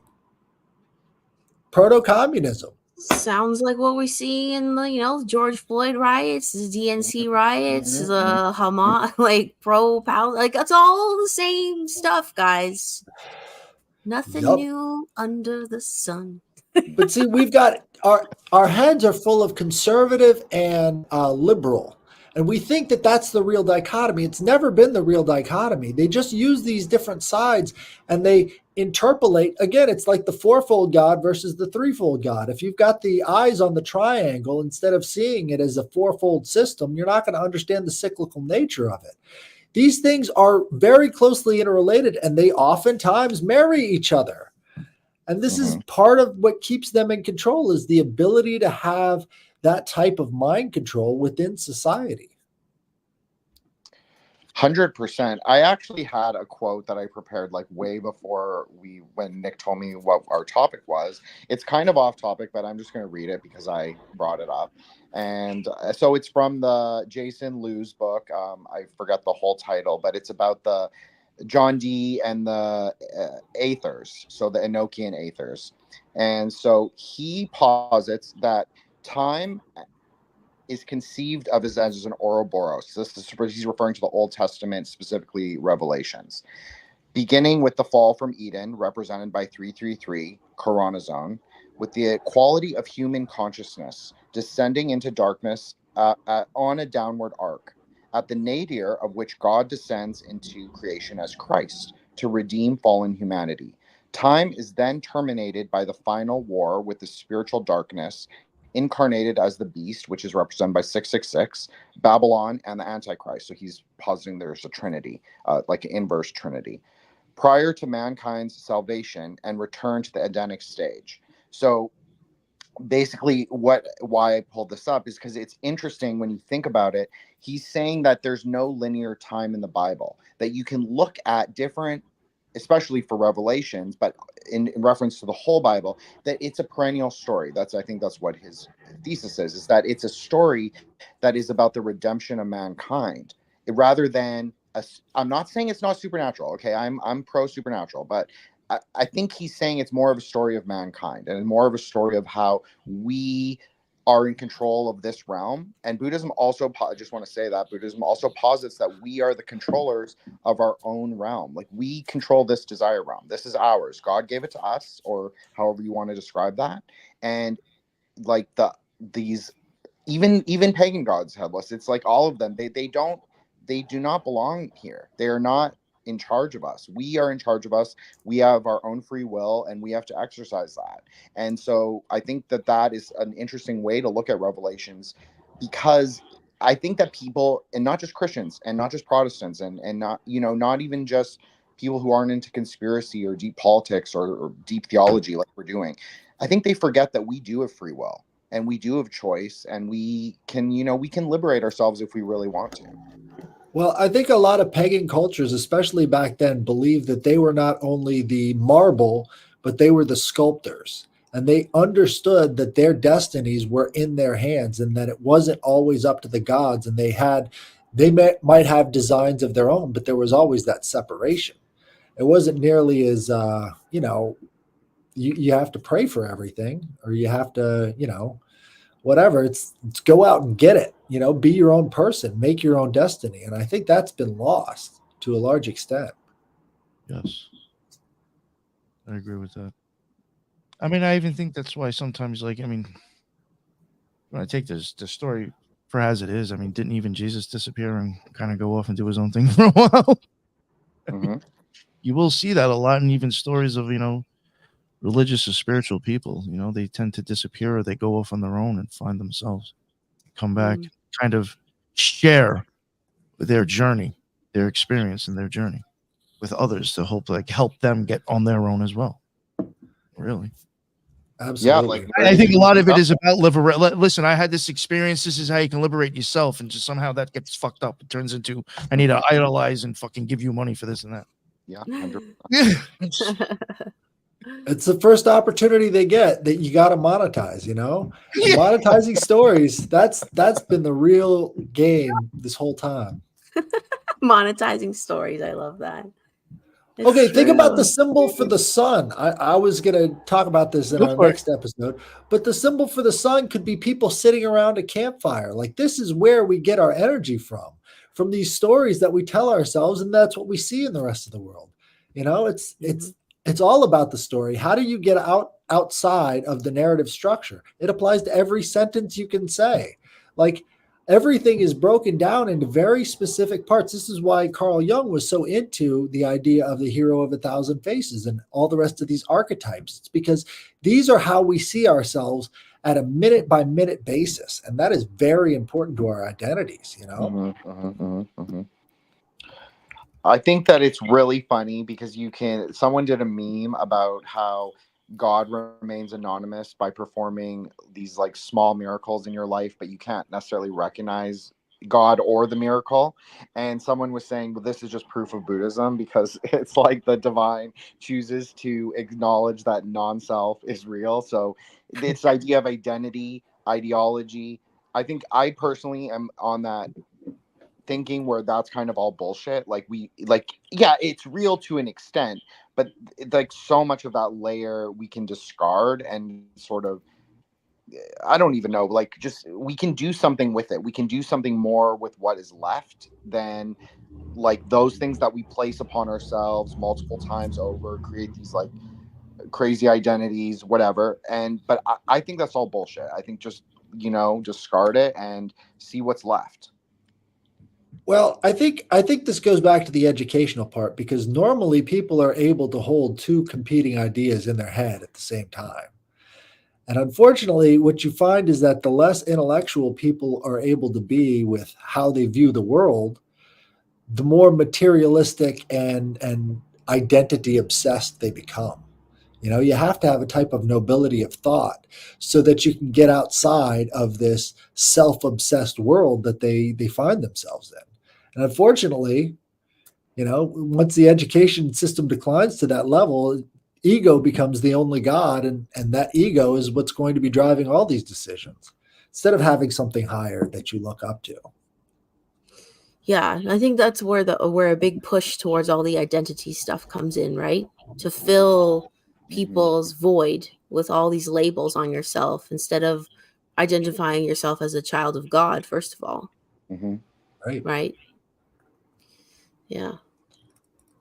It's crazy. Couldn't agree more. Because, I mean, where's the spiritualism in any of that? That's the one thing, like everybody tries to compare the trans movement with like ancient Hermes and stuff like that. But it's like, where's the spirituality in what they're doing, people? Like normally this unification of male and female takes place in a higher realm within our consciousness. And it has to if you're going to see the world in a more complete way. They don't have that anymore. So they become highly gender confused because they've got competing thoughts that they can't really rectify. So it's that mental glass ceiling that creates these sort of repeating cycles of self-obsession. Yeah. I do personally. Oh, sorry, Teresa, go ahead. No, go ahead. I just wanted to say, I do think that the trans stuff does have a very deep metaphysical component. I know a lot of people are very interested in this Kybelline cult and how a lot of her priests were eunuchs. I know that I've been personally doing some work on my show about the Kubjika Tantra and how some of her priests, and she's very similar in some ways to a Lilith figure. She's crook-backed. She has 11 heads. She sits under the earth. And anyways, it's very similar in some ways. And some of her priests, not the ones from the 11th century, but maybe much earlier, they were also eunuchs. So I do think that there is some kind of, I don't know, occult layer to that. But I also agree that it's everything that both of you are saying. It's like the void of identity. It's like filling it with this bullshit layer of like sexual debauchery, whatever, degeneracy. And then also like, who am I? Oh, you can change yourself. You want to be better, but you could just change it through Lupron, change it through surgery. But those are just fake because we all know that doesn't even work. That's not really, people aren't really transitioning gender. It's just an idea. Yep. It's symbolic. And I think that hits both topics right there. It's a symbolic change. So that's why you would have these eunuchs make eunuchs out of themselves, because they needed to make a symbolic change. What's interesting is the demographics. So in the ancient world where these Kybelline priests would cut their junk off, it was only the slaves that would participate. So the slaves wanted to elevate their position in life, so they would cut their own genitalia off so they could become these priests, because it was against the law for any Roman citizen to castrate themselves. They needed babies. They needed lots of soldiers. So the public censor would go around, and actually, if you didn't have a wife, he would force you into a marriage because they needed children, lots of them. That's one of the defining factors of fascism versus communism, is they need lots of people and they force that on you, right? So this fascist state made these slaves that wanted to elevate their position cut their genitalia off. Now just apply that to our government and look at where all of the trans movement is headed. You know, I was going to say, but you ended up getting there. I was going to say just the last 4 years or around the same time we had COVID, school got fucked off in many ways. Mm-hmm. Mm-hmm. They started pushing people to just, basically offer to get their shit chopped off. Yep. And now I'm not saying that these people are Catholics and Christians, but like they even are now, the left is pointing at how, because of J.D. Vance and Catholicism or Christianity, like they're almost like even saying how like that stuff is horrible now because it's so conservative. Have I talked about Justinian being brought up now in the last 4 years? Have I talked about Justinian and Theodora yet? No. Okay, so this is the 550s. This guy Justinian the First, he's the emperor of Constantinople, Eastern Roman Empire, right?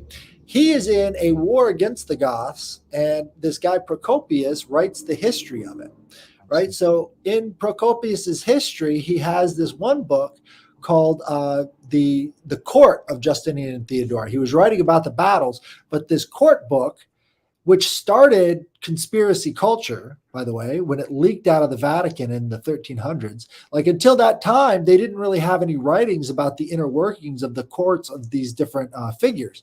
But after Justinian and Theodora's court was published and people saw exactly what was going on inside that Christian empire, they wanted to hear more. So they came out with more and more secret histories after that. And that spurred on conspiracy culture to begin with back in the 1200s. So this book talks about how Justinian was demon possessed, and his whore wife Theodora, who's still a saint in the Eastern Roman Empire, right? She actually was a famous poisoner. She liked to poison a lot of people. So she also loved to torture men. So she's a feminist icon today because she would take good men down into the basements of these churches that she built, and she would castrate them and do all sorts of stuff to them.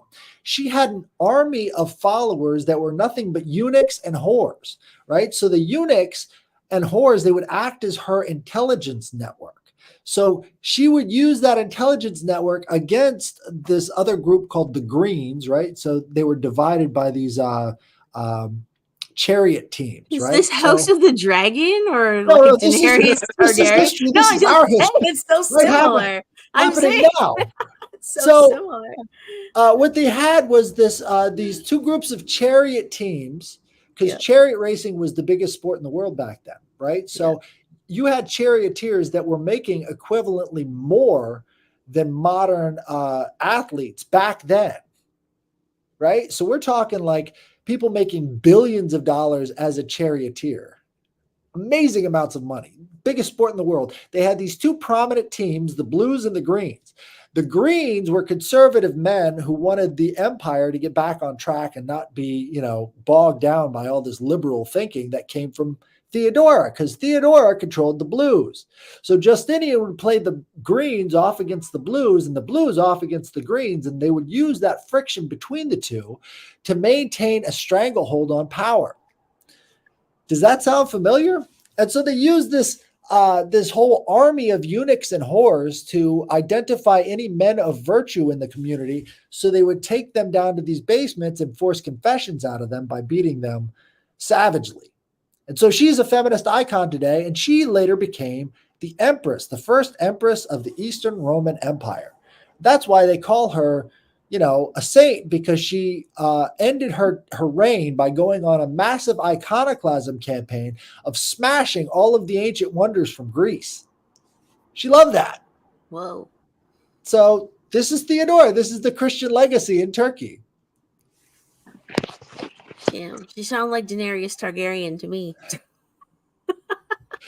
It's wild stuff. At Yeah. one point, Justinian's head comes off of his body and floats around the castle. And it's like, what the hell is this? I was just reading about military history, and now you're talking about some guy's head that comes off of his body and floats around, and people have to shake him awake. It was really strange. But That's this was wild. written by a contemporary historian about these events. That's crazy. Demon possession. They just take it wherever they go. Take it anywhere they can. That's right, because Christian, exorcisms are slightly different than a lot of the exorcisms that came before that, right? If you look at King Solomon, he would put all of the demons into bottles. He would get rid of them and dispose of them properly. What Christians do in their exorcisms is they just shoo them out of the body and into the rest of the world again. So they're not actually taking care of the problem, right? That's a big part of all the rest of these religions is they take the demons and they seal them away and they put them someplace where they can change into something better. Christianity doesn't. They just shoo them out.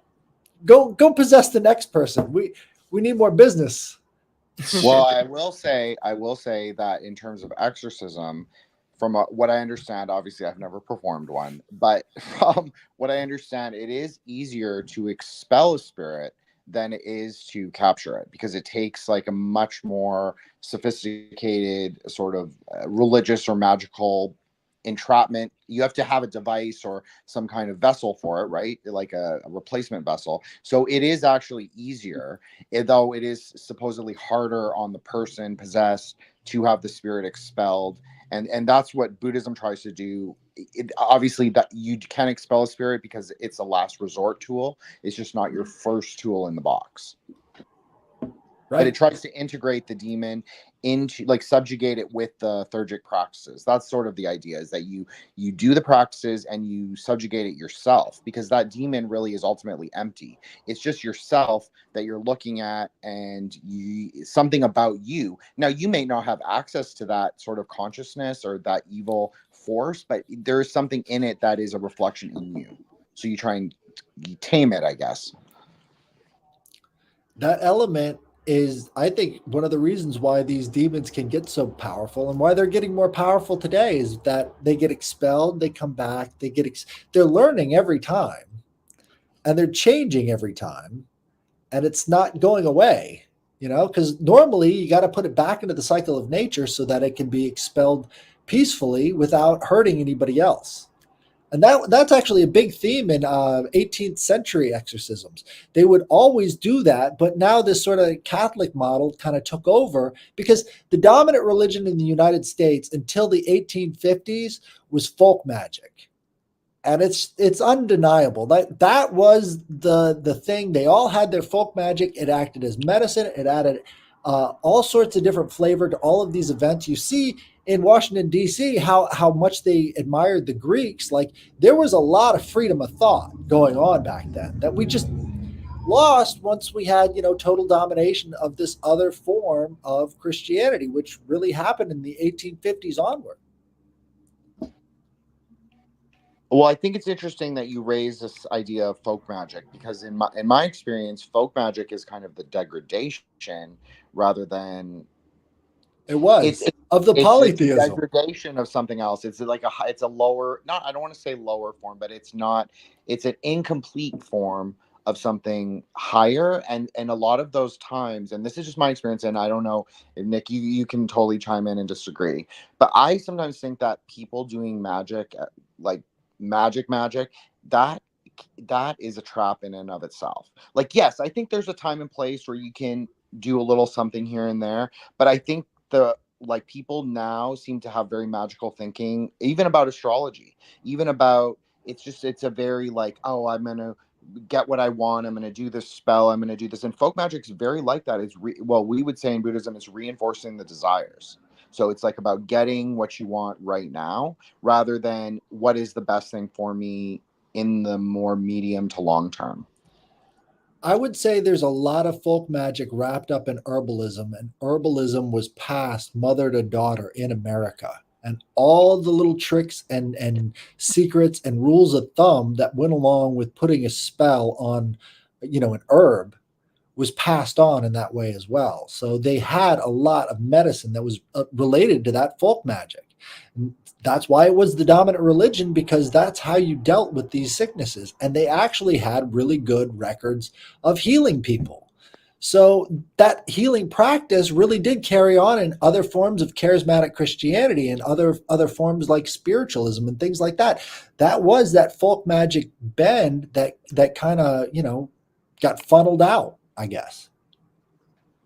Totally, and I agree with that. But I will say that in the 1800s, American herbalism was actually codified into two schools: the eclectics and the Thomsonians. So there were institutionalization of the healing practices and like the different modalities. And obviously, were other schools that I'm not remembering right now. But in terms of the mother to daughter thing, that might be a regional. Like that might have regional specificity, but in terms of the broader practice of like naturopathy comes right from the 1850s. I mean, that we still have today, like in Teresa's in Toronto. I'm from Toronto. We have the Canadian Naturopathic College right there in North York. It is one of the oldest, like it used to be a eclectic university. That's what they used to call it. And so, there are, I think there was multiple systems, and I think it's hard to say. Like there was an oral tradition, yeah, sure, that could be true. But I also know, like Nick brought up hoodoo before. So in hoodoo, a lot of the times you read the Psalms, so it's like a Jewish Kabbalistic practice over the herbs before you apply them to a candle or before you apply them to a person. So I think that there was and even what's that Dutch magic, the powwow magic from the Pennsylvania, that is really just Kabbalah. Like if you read like the long lost friend, that is really just Kabbalah, but it's kind of been Calvinized. Right. And there was a lot of polytheism preserved in folk magic, which is very interesting because that polytheism in the folk magic, it didn't just go away. Like a lot of people maintained their connection with these gods, even though they were Christian. That's important to keep in mind because those were more successful peoples than a lot of their neighbors that completely lost all, reference to self, because again, this goes back to the layers. So this layer cake of history, as you're adding more and more layers, you're losing sort of that view of the past, and you still have that kind of ancestral memory within you, but now it's buried by all these other conflicting stories. And those conflicting stories can create situations that, maybe you're not prepared for. But if you had a better history view as to what ancestral memories make you up, then you kind of have a different view on all the rest of the things going on right now, because those things are being influential, whether we want to realize it or not. I mean, you could look at the rat studies about ancestral memory where, a sperm donor will end up influencing the memories of his kids without ever having any contact with them. And it's like, well, how much more on the human level are we like that? And how much does the way we think influence those ancestral memories? I don't have any ancestral memories. I'm just going to be honest. I go with what I'm a wisdom scientist at the end of the day. Like, I'm not trying to big up myself, but I go with what works. It, like Buddhism, like doing the tantric stuff has worked for me. It worked for me in a way that Western Hermeticism did not work. Not to say that I didn't try. I tried, but Buddhism took me there. So, but I didn't go for that because of some like long lost kinship with like my lost tradition. I went there because I had experience with it as a kid, but then I also was like, I want to go see what is there and I want to see if it works. I want to test it. Can I give you a good example though? So you've got the Scythians, which ride across the European plains that have these covered wagons, and they have these herds of cattle, and they're the first one with the horse, right? And then you look at America, and they've got this ideal of a cowboy, which is the exact same thing as like this Scythian character, only it's, modernized for this American West. And you look at the demographics of America, and they're mostly Germanic people. So drawing upon this archetype of the cowboy Scythian, you can actually get people to think in a certain way by using those deeply held references that maybe a lot of people don't have today on the tips of their tongues, but it exists somewhere within them. That's why they identify with this cowboy character. That's kind of this ideal that comes through this cultural memory. Well, in Canada, we have Tijon, who is the lumberjack guy from Quebec, and Teresa knows what I'm talking about. And he wears the flannel shirt, and he's like a lumberjack. So my mom's French Canadian, so yeah. Is he a giant? Pardon? Is he a giant? Sometimes, but not always. Sometimes the giants? He can be a dwarf. Sometimes he can be a dwarf. So I will just say that. But it depends on the region. But I'm just saying that, like, yeah, I totally see what you're saying. Like, there are cultural touchstones or like archetypes that they use. I just, like, I'm half French Canadian. I don't really identify with that flannel shirt wearing lumberjack. Like, I like flannel too, but like not as a lumberjack. Like, I don't tap maple is what I'm saying. Like, I think it's like ancestral memory is this thing that we're not even aware of a lot of the time. And like I've done like a past life regression in once upon a time I did that. And I mean, I don't know. I'm still like neutral on the idea of past lives as a conclusion that actually exists or not. I think a lot of the time it is ancestral memory. Is what you're thinking is your own memory, but it's not necessarily. It's the quantum memory, or it still exists in your cells from your ancestors. So I can tell you, though, from having done the past life regression experience, a lot of the things that I would recall, then looking back on it, I was like, oh, that's why I'm very interested in Roman mythology or Greek mythology, or why I had a strange overwhelming feeling when I went to visit Venice, or why I identify with certain cultures or certain periods of history you're drawn to. This is the Greek idea of reincarnation. It's not some airy-fairy thing. It's in the blood. Yes. It's in the blood. Well, a lot of other, New Agers have turned it into something about being Cleopatra every time you close your eyes. Right? Or why when you remember a past life, are you always royalty or some shit? Why does nobody remember being like a garbage collector in the plague? Well, nobody remembers that shit. No, I totally, I guess that I'm definitely like, I like my Asian stuff. I totally get it. Like, I see that's a you identify with it more, and there's a reason for that. Yeah, 100%. And that's totally true. I usually attribute it to just growing up, like how I grew up. But yeah, I mean, totally, I could see that. Yeah. I also think like reincarnation, like what Headless is saying, I think that's a great point in what Teresa said. Like, everybody thinks they're Cleopatra, but you could be born in any of the 6 realms. That's the idea. Like, you can be born in the Asura realm, you can be born in the God realm, you can be born in the animal realm, you can be any of them, and you can come back as a human. And that's your desired rebirth, is to come back as a human, because we can climb up the tree, as I often say. And none of the other races can, or none of the other realms, they don't have that possibility. We're the only ones. So I think that is a really interesting point, is that, I think reincarnation is very misunderstood, and we don't necessarily consider it in the blood. It's more that it is just a function of the cosmos, like a karmic function, and it's a lot more dependent on our personal accumulation. But the people that we are born into, like the families we are born into, that is also part of our karma. So I think that there is an interrelationship between what Teresa and Hellas is saying and what I'm saying too. Yeah. Can I do a little Hellenic rant right now about the painting behind me? Sure. All right. So this painting was by a guy named Gustav Klimt. It's called Medicine, right? And right here in the foreground, we have Hygeia, daughter of Asclepius. And Hygeia, right here with the snake, is holding the cup of Lethe. And the cup of Lethe makes you forget all of your memories from the past life as you return to the river of souls.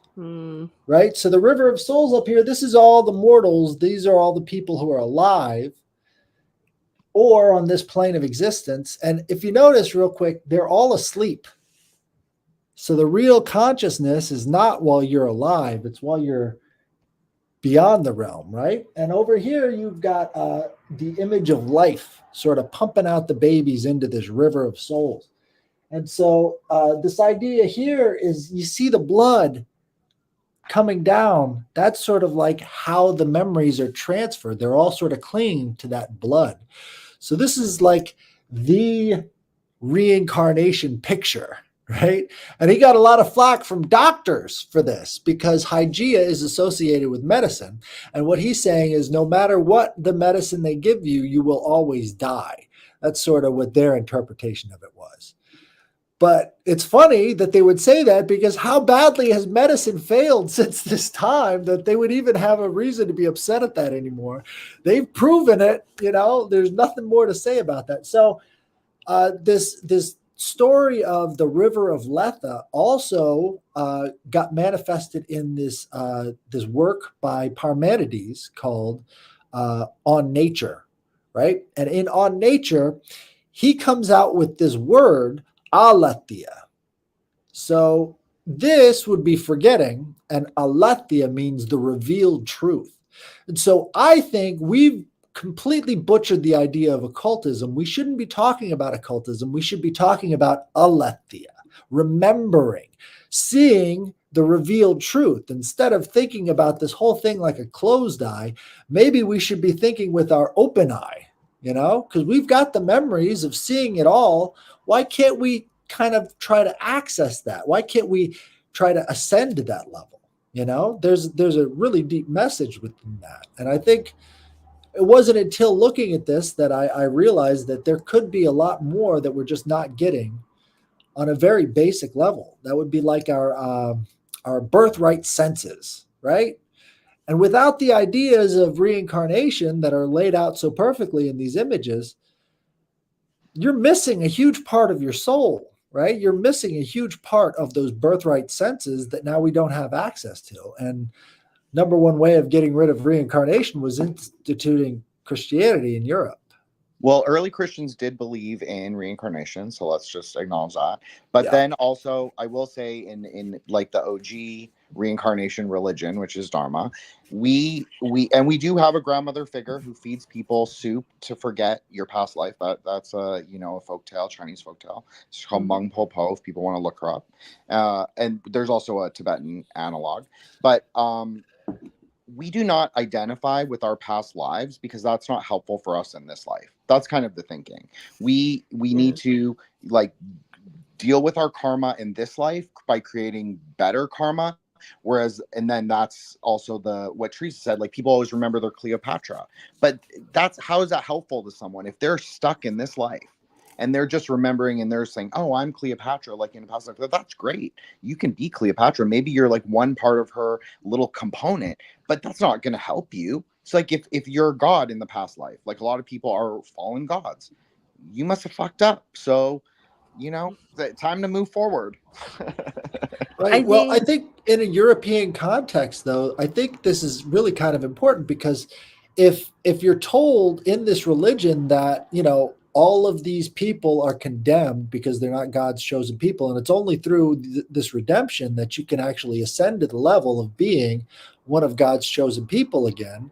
Only if you accept this other group of people as being the justified heir or whatever they claim of this God, it really kind of puts that blood connection to all of the rest of your ancestors below this God's chosen race of people.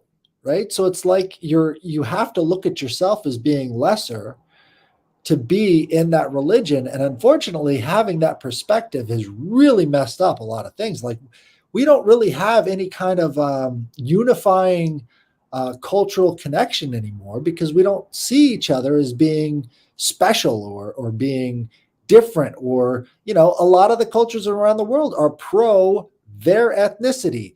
White people can't be pro their ethnicity. We get immediately shit upon for that. That's crazy, but it's been evolving over a long period of time. That's not something that just happened yesterday. There's always a push to sort of keep down Edom because they call us, the Roman people, the Christians, they call us sons of Esau. And they think that Esau is this, great Satan in Judaism because he opposes Jacob's right to rule everything, because he rightfully stole his birthright from Esau, the previous culture, right? And so as sons of Esau, we're not seen as equal to them because they rightfully got the birthright from God, right? So unfortunately, we have this pattern repeating over and over again, because in the Old Testament that everybody has to read to be a Christian, you've got these concepts of racial supremacy. But it's not you that's the racial supremacist. And what's also interesting is the Philistines were Greeks, right? So the Philistines with the big giant guy, they were Greeks and they were big people, right? And Jewish people are generally smaller in stature. So you've got these myths like Goliath, this massive Greek character, but they don't tell you he's Greek. Amalek, also another kind of European tribe. Well, you've got to destroy Amalek every time you get a chance. Like anytime, Amalek is not to be remembered only in times of war. So unfortunately, we're Amalek, and that's important to point out because these two eschatologies are matched up in going for a Gog-Magog war. That's what they're pushing for. That's why they want to go to war with Iran, is because in the prophecies, that's Magog. And Gog and Magog have to fight. So taken in that perspective, you can kind of understand that this cycle is coming to an end really quickly because they want to kick it off. They're tired of sitting around waiting.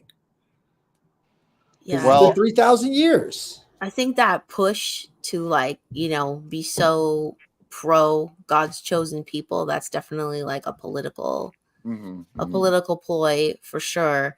And I think that's why, it's interesting though that like Protestant American Christians embrace that so fully, because it's like, how can you, not to sound wackos, guys, but like, how can you fully embrace and then like elevate these people above yourself who crucified your savior? I don't know. I'm just saying, it's a crazy thought. Not that current Jews did that. Obviously, they're not responsible for their actions of their ancestors. Obviously, but like when you think about it, what is the reasoning to protect so fully? We know what it is. They want the end times to happen. They're both very, very much in anticipation of happening with the end times. And that's a very dangerous perspective to have. Very dangerous. Absolutely. Okay. And not enough people realize that. This is a religious conflict that is going on in front of our eyes, and we have to be able to say, stop this bullshit. Yeah. All right. We don't want this to happen. Well, and if you do want it to happen, you can't really be a Christian. Exactly. That's what I was just about to say, Alice. If you're truly a Christian, you should believe that's why Christ had to come, to abolish all the old ways, to fulfill all those covenants, right? And then to make that bridge for the Gentiles, then the Philistines, and the Amaleks of the world, the us's of the world. Okay, none of the four of us are Jewish, right? So like he had to make it possible for us also to have salvation. That's why he came. So if you're still a Christian and believing that, only these are God's, then what are you? Right. Sorry. Well, that's what I mean. It's taking on a racial component because at the end of this thing is materialism. So they have to go back to being this materialist perspective. This is why Israel is now the new God of the Jews. You either have to worship Israel or you are an atheist. Now, here's the big problem. That's crazy. During the 1850s, there was a split in Judaism, right? You had the Marxists, you had the secularists splitting off because they were sick and tired of Judaism. The only thing that keeps these two groups, the secular atheistic Jews and the Orthodox, the only thing keeping them together is shared tragedy. So they have to stay in that victimhood mindset so that they can keep their society together. And the only way to keep that victimhood mindset is by constantly reminding them that everyone hates them. Yeah. That creates a very bad situation for everybody else. I mean, we have to keep putting up with that because if we don't, somebody's feelings might get hurt. Okay, let me just jump in here. I have a slightly different perspective, but I don't disagree with anything that either of you said. I just think that there is a deeper layer. I think it goes well beyond ethnicity, well beyond religion. I think that there is like a very esoteric. I know I won't use occult, headless. Okay, I won't use occult. I will try and I'll make a concerted effort to use a different word because I actually think that was a very cogent point. Like, why are we talking about occultism when we should be talking about like the truth? And and so I do think there's a deeper layer, and I think that the words that we use, and I'm not putting aspersions on either of you in any way. I'm just saying that the words that we have available to describe what's going on is very insufficient. Yes. And I also think that all races can Kang. Like, you know, the great meme, like we was Kangs. Yep. But I see a lot of people doing it. Like white people I see doing it. I see black people doing it. I see a lot of people doing the Kanging. So I'll just say that. So I don't think it's limited in its scope of like projecting yourself into a historical past. Now, do I get it in a way? Sure, of course I get it in a way. And I get a lot of shit for being mixed, like all the time, especially from like even people who are like my mutual right wing bros, and that's totally fine, and I'll take it. Okay, I'll take it. But it's just I think it is interesting that people get so hung up on like these superficial race concepts rather than because it goes to the point of what you're saying, headless. It's like if we didn't really have this tribalistic racial identity, this wouldn't even be a question. Like we could be able to sort of cut through all the bullshit. The question is, what are you Kanging, right? Are you Kanging a noble ideal or are you Kanging the skin color? That's you know right. what I'm saying? That's what I'm saying. Yeah, exactly. I love that term though. I'm going to use it. Okay, go for it. Heard that before. Well, anything else from all of you? Or you think that's real? Like 2 hours now already. So, Well, I could go into Seth, the third son of Adam and Eve. You want to hear about that? Okay, well, so Adam and Eve have 3 sons, right? Cain, Abel, and this third guy, Seth, comes after Cain kills Abel. Now, Cain goes out and he's marked, so he's not going to be having sex with his mom, but somebody's got to have sex with his mom because there's only 3 people at this point that are viable. So Seth, I guess, is doing it with Eve, and they make the rest of us, I guess, right? Since we are talking about literalism here, but here's the deeper thing. So Seth in Greek is just Set, right? Set, the donkey-headed god. Now, in Epiphanes' time, which is the guy who was responsible for the desolation of the temple, who went in there with pig's blood, and he sprayed the goddamn thing down with pig's blood because he found that they were fattening up a Greek man so that they could sacrifice him. So he goes in there with pig's blood and he covers all of their books in pig's blood. And this was when they were writing the book of Daniel. So the desolation of the temple in Daniel was actually talking about Epiphanes, this Greek ruler of Syria who went in there and just sprayed everything with pig's blood. So it was like a contemporary accounting of the story of Daniel, while at the same time being, the desolation of this temple. But so during that time period, though, Epiphanes, he ends up getting attacked by the Persians immediately after. And the only other place that all of the Jews really lived in was Baghdad, which was like the center for the Persian Empire at that time. So it's funny how he starts doing the abomination desolation in the temple, and then all of a sudden the Persians come and attack him. Perfect timing, right? But then they couldn't get the Persians away. Right? The Persians wanted to occupy the place after they killed Epiphanes. So then some strange Jewish merchants found these scrolls that showed that the Spartans, of all people, were actually somehow distantly related to them through the lines of Shem, Ham, and Japheth, probably. And so these Spartans came in free of charge and ridded the place of Persians. So they were really using these stories to maximum effect back then. And a lot of drama became of that because Epiphanes was really interested in recapturing Alexandria. So he just got done in a campaign down there where the Roman ambassador comes up to this guy and says, he makes a big circle around Epiphanes and he's like, you tell me whether or not you're going to attack Alexandria right now before you leave this circle. And so this old statesman was standing up to a warlord who was about to kill the guy, but he knew that if he killed him, Rome would step in and that would be it. So he almost took Alexandria, which would be the center for all of Egypt. But then he was repelled at the last moment by Rome. And so he went back and decided to mess around with the Jews in Israel. So it's funny, this Epiphanes guy is a really interesting character. He was a really populist kind of president, like what you would think of a Trump to be. He would go around just spreading coins everywhere. Crazy dude. Trump coins, him too.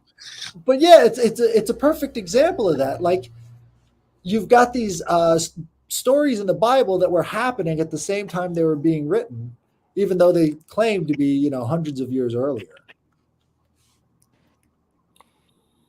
Well, I'll add to that, Headless. It's usually your stories are beyond my historical knowledge and then definitely geographical.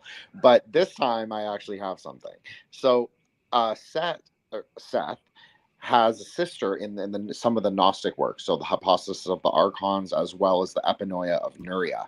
So in my opinion, this is where Crowley, Parsons, and Elrond got some of the idea for Babylon, is from this idea of the Nuria, the daughter. So she is kind of like the daughter of Adam and Eve, but she's also the sister to Set. And if you read her story, it's really interesting because when she tries to board, one of the stories is that she tries to board Noah's Ark, and she cannot.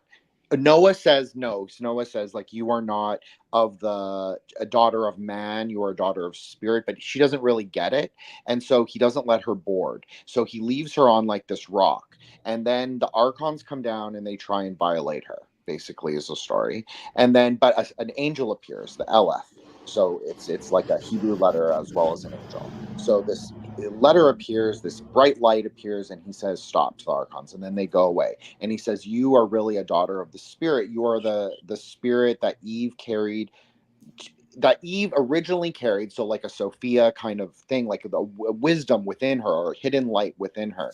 And then she is to propel that forward into the lineage of mankind. So I do think there's like a really interesting way to look at the early Old Testament sort of things with the Gnostic Gospels and sort of put more magical, mystical, and liberatory sort of spin on, how we're taught them, how they are presented to us.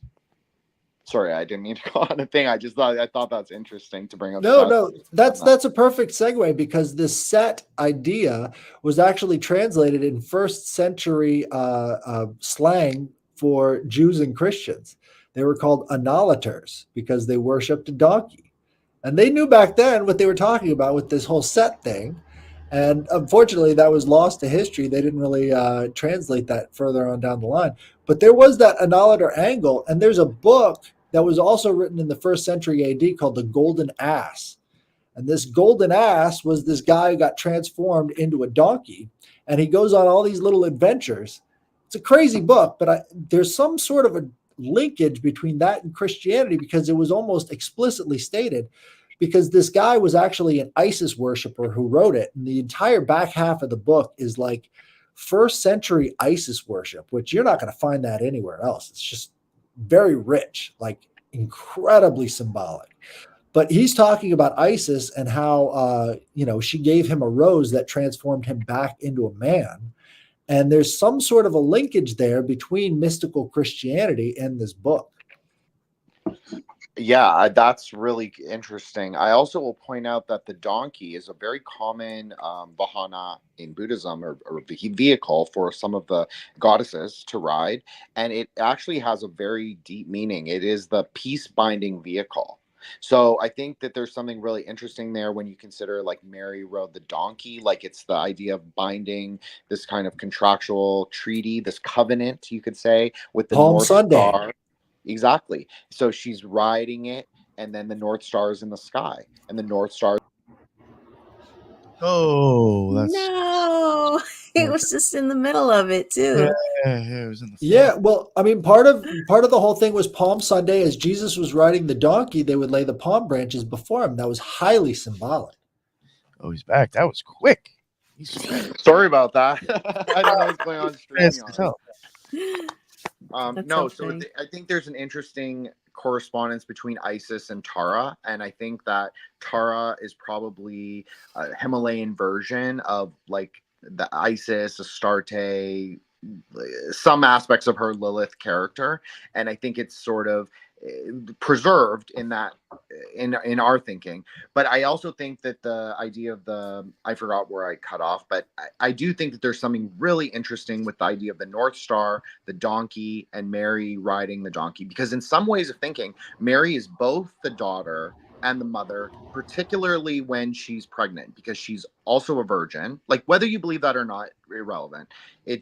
What matters is that she, as a virgin, she still represents the wisdom of the daughter, but then she becomes the mother after she gives birth. So there is sort of it's an apotheosis of her story, I think, in some Look ways. at the Mary of Guadalupe. That is clearly a female sex organ. Like, they put it into that perspective. If you look at the Mary of Guadalupe, it's just like it's right out there in front of you. What they're saying is, it's like this continuation of womanhood. And that goes back to the M symbol itself. Like, if you think about the oldest glyph for woman has always been the M symbol. And you see it all over. All the M words are very motherly related. You look at Virgo, it's an M. You look at, Scorpio, another M. So the M represents the two legs of the woman as she's giving birth. And that was found in caves like 40,000 years ago. Like, this is very, very old stuff. And you see that the Templars actually tried to make the cathedrals into those M shapes to represent that sort of female goddesshood. And so the entire sort of stretch of Christianity is sort of occulting that female goddesshood, while at the same time kind of overtly kind of putting it in your face if you know that these origin of the symbols come from. Well, I don't necessarily think that she is the occulting of the thing, because I think if you grow up Catholic, and I think this is something that American Protestants don't really understand about Catholicism, is there's no worship of Mary. Like, she's never worshipped. She is venerated, and certain people will have a deeper connection to that veneration, because it's like how some people are more attracted to, like, a lot of American Protestants are very attracted to just like the Jesus. It's like that movie Dogma. Some people are attracted to the Jesus with the smiling face and he's doing the guns, the handguns, and some people like that, and some people are going to be more attracted to this Vestal sort of virginal mother figure. And I think that's normal, because in Dharma we say, like, different deities will attract people of different dharmakaya, different minds. So I think that is, I actually don't think that they've occulted her. I think they've just, like what Teresa was saying with Jesus, it's like they've continued the story and put her, she is the character to continue that story. She is the one who is the embodiment of that age, or that yuga, or that aeon, or whatever you want to call it. And so that is her. So she doesn't need to represent anyone else. She just needs to represent herself. Well, Right? I know the Vatican Okay. was built on top of a goddess temple. Can I interject for a second? Okay, so Jin, thank you for bringing that up, because personally, okay, we're on the topic of Christian eschatology, right? I have a theory, and a lot of other people share this theory, that maybe in the book of Revelation, the great delusion described is Protestantism. Okay, I'm not here to offend anybody. Okay, I agree with that. Okay, because this is why I think that it's very possible that it is, because of the demonization of Mary herself.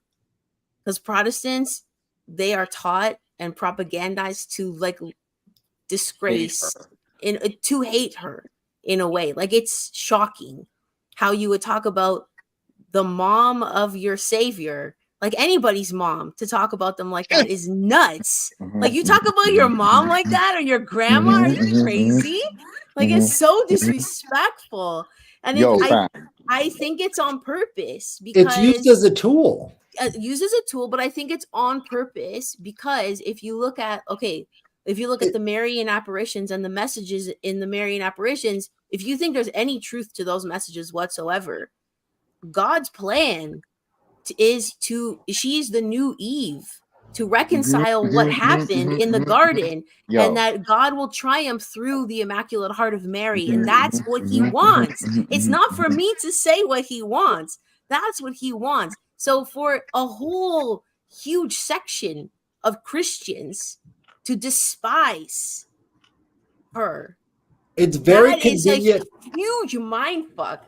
It's right? very convenient iconoclasm, because the very first thing that they're doing is they're going for the Mary figure. They don't care about the Jesus figures, but they want that Mary figure gone. Like, that's iconoclasm. They don't want it anywhere around them. And then to come up with the story to say, well, why don't you want it around you? Well, because they're worshiping it over there in the Catholic Church. And it's like, oh, you've got a dichotomy now. This is a great way to divide and more it people. divides. Exactly. Yeah. That's almost the total opposite before with the eunuchs. True, right? Yes, Yeah. yeah. She's creative. She's able to give birth to the world. And in Kabbalah, the woman is the world. The daughter is the world, specifically the daughter. And in the book of Revelations, where does the supposed Babylon whore stand? She stands on Yesod. She's on the moon. And when you look at the Christian eschatology pictures, it is Mary holding Christ, standing on the moon, looking at the dragon, the dragon who's standing on Malkuth, on the earth. He's the avatar of the prince and the principalities. So I totally agree, Teresa. Like, I'm on this train. Like, it is her that is not the savior, but it is, she's it. So, I do think that there's a big problem in demonizing her. And I do think that if you look at who Martin Luther's backers were, I do think that if you are into parapolitics, if you're into conspiracy, there's something very strange about that. There's something very insidious about it. Oh, yeah, completely. Yes. Now, Martin Luther was a very subversive character. Right? I mean, a lot of people in the Protestant religion try to give him way too much credit, because he was, if you look at his seal, it is the symbol for the Rosicrucians. Like, it's the same thing. And they had been talking about this sort of Rosicrucian revolution idea for centuries before that. And then, out pops Martin Luther as this sort of Rosicrucian figure. And he, separates out a new church out of the old church. So it drew another division line in Europe. And now you've got a people who were, basically crippled by this iconoclasm of the past. Now, even worse. Now they've got, 100 years wars, 70 years wars, terrible divisions drawn all throughout Europe for what? Because you don't like Mary? Give me a break. That doesn't make any sense. And also, too, I think that's a big, Nick, a big point of conspiracy. Because a lot of time when you dive down the rabbit hole and you start going, and then you hear the whole argument of like, oh, Mary is just a reincarnation of Isis or Astarte, or Catholicism is Tammuz worship, blah, blah, blah. I think, honestly, like, that's a whole psyop in itself. I agree with that. I fell for that, entertained that for a while myself, and I was like, "Holy shit, was that true?" Blah, blah. But anyways, I think, it's meant to be a trap along the way. Yeah, I agree with that. I think I approach it like it's a eternalism or a perennialist system. So it doesn't matter to me the characters necessarily. Yeah. Like, I don't need to identify them with either historical or whatever. Like, it just, they can be who they are, and the cycle plays out, and maybe that doesn't even matter. Maybe the cycle doesn't even matter. Maybe it just matters that how we perceive it. That's sort of what I think. But I'm with you, Teresa. Like, I definitely entertain those sort of thinking and was like, wow, did I go really far off? Like, with with Catholicism, like my whole life or whatever. Like, what was that? I was like, my whole life was a lie. Tears, right? But then you realize, like, yeah, there's something beautiful. There's something easy. Like sometimes people have a very easy faith in the religion that they were born in, and I think that that's okay. I actually have begun to be very much more comfortable with that thinking. Like, people have a natural connection to what they were raised in rather than fighting against it. Because sometimes I think that is already in our minds. Like that is part of who we are. Yes. Well said. Well, I think that's important because you've got to have the reflections in the right order so that you can get to people on a much deeper level. And this is why esoteric writing, which originated in Greece, you can see it a lot in Plato. He's got esoteric portions of it that make his writings into something more when put through a certain lens. And when it comes to the philology of Greek language, you find that you can get a lot more meanings out of these same words when they're combined in different ways. And you find that in the Bible a lot too. But the problem is, if you don't have a good translation of the Greek, you're never going to actually understand what they're trying to say, because you kind of mold it to fit whatever you want it to mean. And so, that's another big problem with all these translations is you go back to the ancient Greek and you're not looking at the same text. For sure. That's why I think discernment is so important, and a lot of Christians will say this word, and I, I'm friends with some of them, but I think that sometimes they forget what that actually means. And I think discernment is really having a textual understanding, and it's not sola scriptura. It's really like looking at, okay, what is the coin? What is the Aramaic? Like, what can we look at that's like a textual analog to what we're looking at? And then how did the church fathers think of it? That's what really discernment is, rather than just basing it on your unverified personal gnosis. That's sort of what I think, but I don't know. Maybe that's wrong. No, I think I see the connection there, but there's a lot of, textual stuff that just gets glossed over, and they don't even try to put it in sort of a context. Like Mark 51 verses 14 and 15, I believe. It's where Jesus is in the Garden of Gethsemane with a naked boy. And there's really no explanation given why he would be in a cemetery with a naked boy, but it says, and his cloth fell off of his body. And, that's a pretty interesting verse that they would be including there right before his death. He's in the cemetery with the naked boy. And then they just don't mention it again. So, yeah, I can look it up for you. Sure. I'm just Googling it. Mark 14, verse 51 to 52, 51 and 52, maybe? that's right. With the flax linen. A young man with nothing but a linen cloth about his body who was seized by the Roman soldiers and ran away naked. It doesn't, it's saying he had a linen cloth on. Yeah. I don't know. A naked boy lost his cloth in the garden with Jesus. You can go to one verse on either side and he'll be like, why are you trying to scandalize me? It's like, wait a second. Is he talking about that boy again? So they just don't really explain this stuff, but I think it explains a lot when we look at the Catholic Church as having sort of secret doctrines. Look at the kind of problems they got into in Boston. Like there might be cults following those verses. Okay, well, I will just push back a little and just say that linen was a symbol of purity and often associated with angelic beings, and it's saying to reference Ezekiel chapters 9 and 10, Daniel's 10 and 12, and Revelation 15. So I do think that there might be an angelic reference, and it's symbolizing he's wearing the linen cloth as like his, like Adam and Eve wore the fig leaf or whatever. I know that's more apocryphal. But you would have to take it as all symbolic at that point, because it's like that's more unsettling. of a Catholic. You have to understand how that is more of a Catholic way to look at it. We don't have a concept of soul. Like I'm saying, Catholics don't really have a concept of sola scriptura. Like it's everything is alliterative, everything's metaphysical. It is not literal. Yeah. even if it was, the way I interpret the verse, it's in the Garden of Gethsemane when Judas betrayed Christ, and it's saying that the man followed him. A young man followed him with nothing but a linen cloth about his body, and they seized him. But he left the linen cloth and ran away naked. I've also heard theories that the man in the scripture is Mark himself. That's like a reference that he was there, and then ran away out of fear. I don't think it's implying that like Jesus was doing weird shit with a naked dude. That's not how I interpret the verse personally. If there is some sort of a connection there, I think that it would have to look back at things like institutionalized pedophilia, because that I don't think that's a new invention. No, but I think maybe those who did the crucifying might have more of a history of that. Obviously, but it comes from that source.